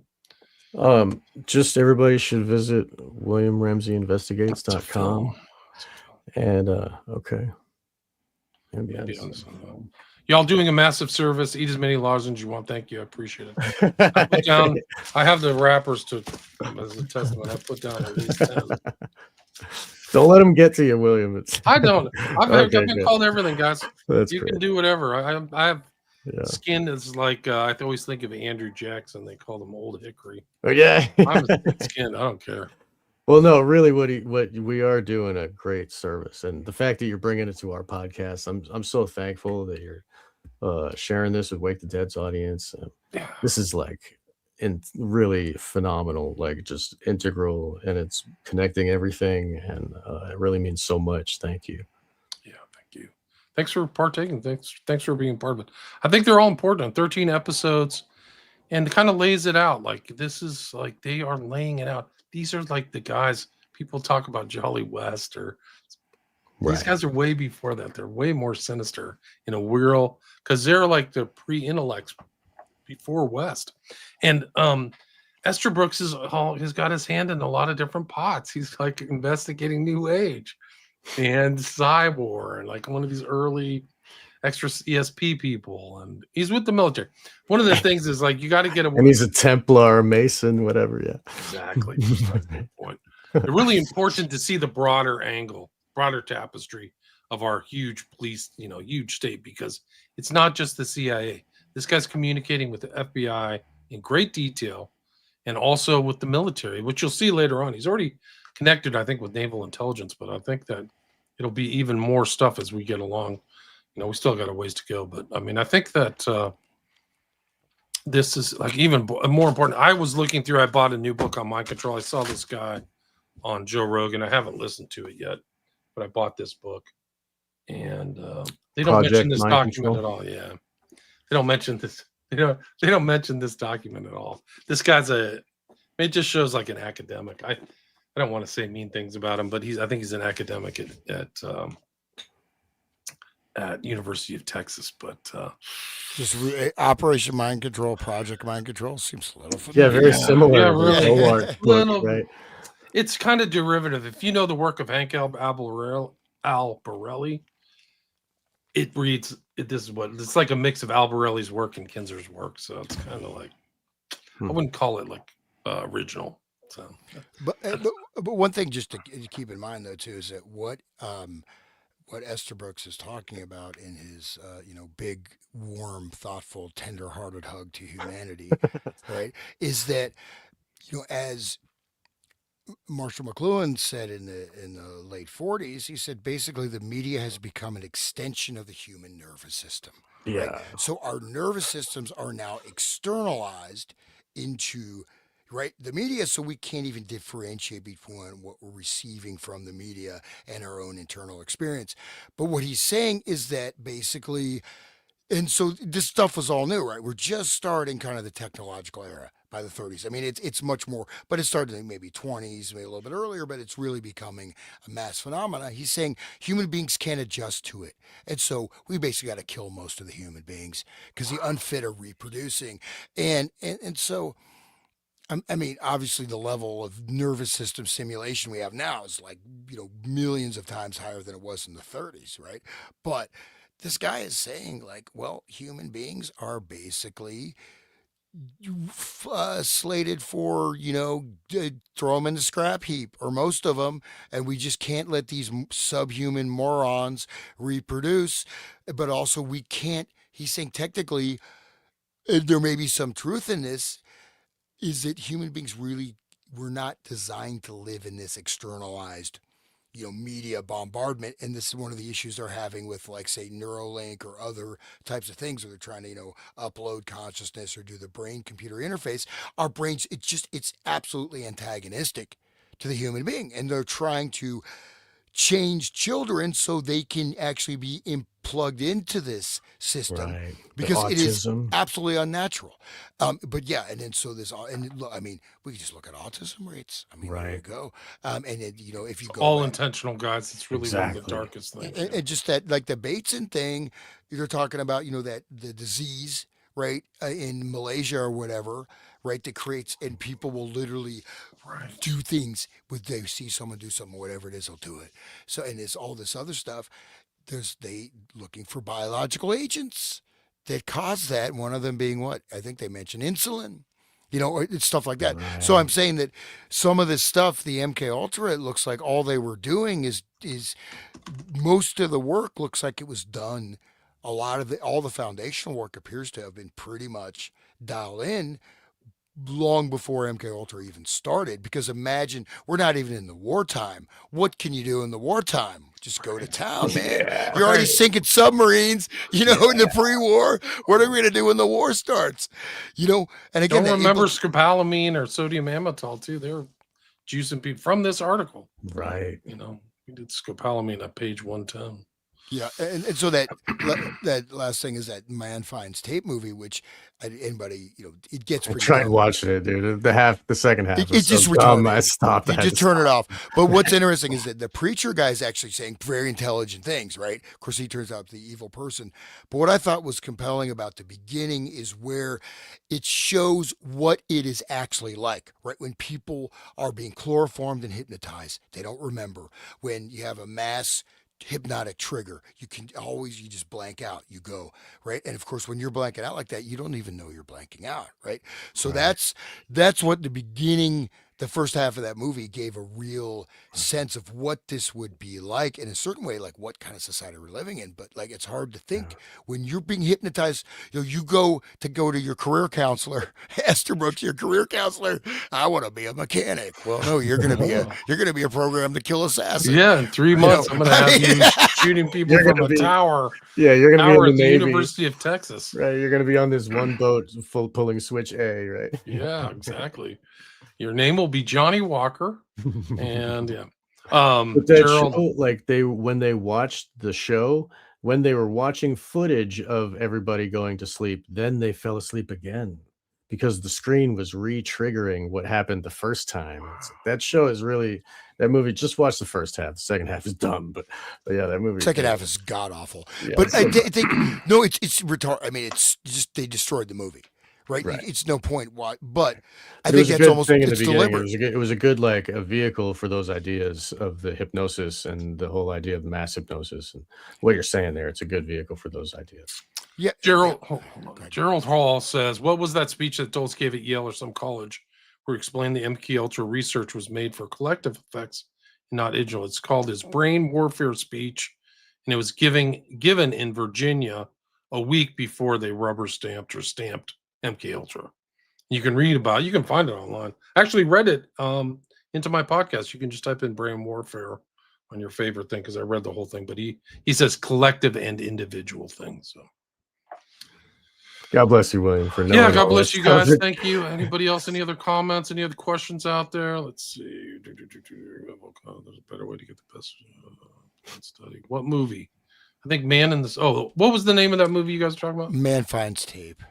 Oh yeah, it's. You mentioned yeah, it last time. I it's mean, good. yeah, just don't pay for it, and don't. I mean, Yeah. just We're stop. not endorsing it. It's not good. But just to show, this is also how sort of hypnotic or valencing, right? So when you have the preacher, he's almost sounds like Russ Dizdar, right? Yeah. Almost, but then he turns out to be the guy behind all the evil mind control stuff. So Of there's course. the valencing, right? So Right. you have the good information.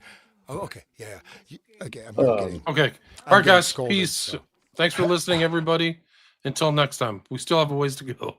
We're going to get there. We can Awesome. probably do 50 episodes. I hope so. That'd be great. All right, guys. Peace. Awesome. God bless. Sweet. Cheers. Thank you, guys.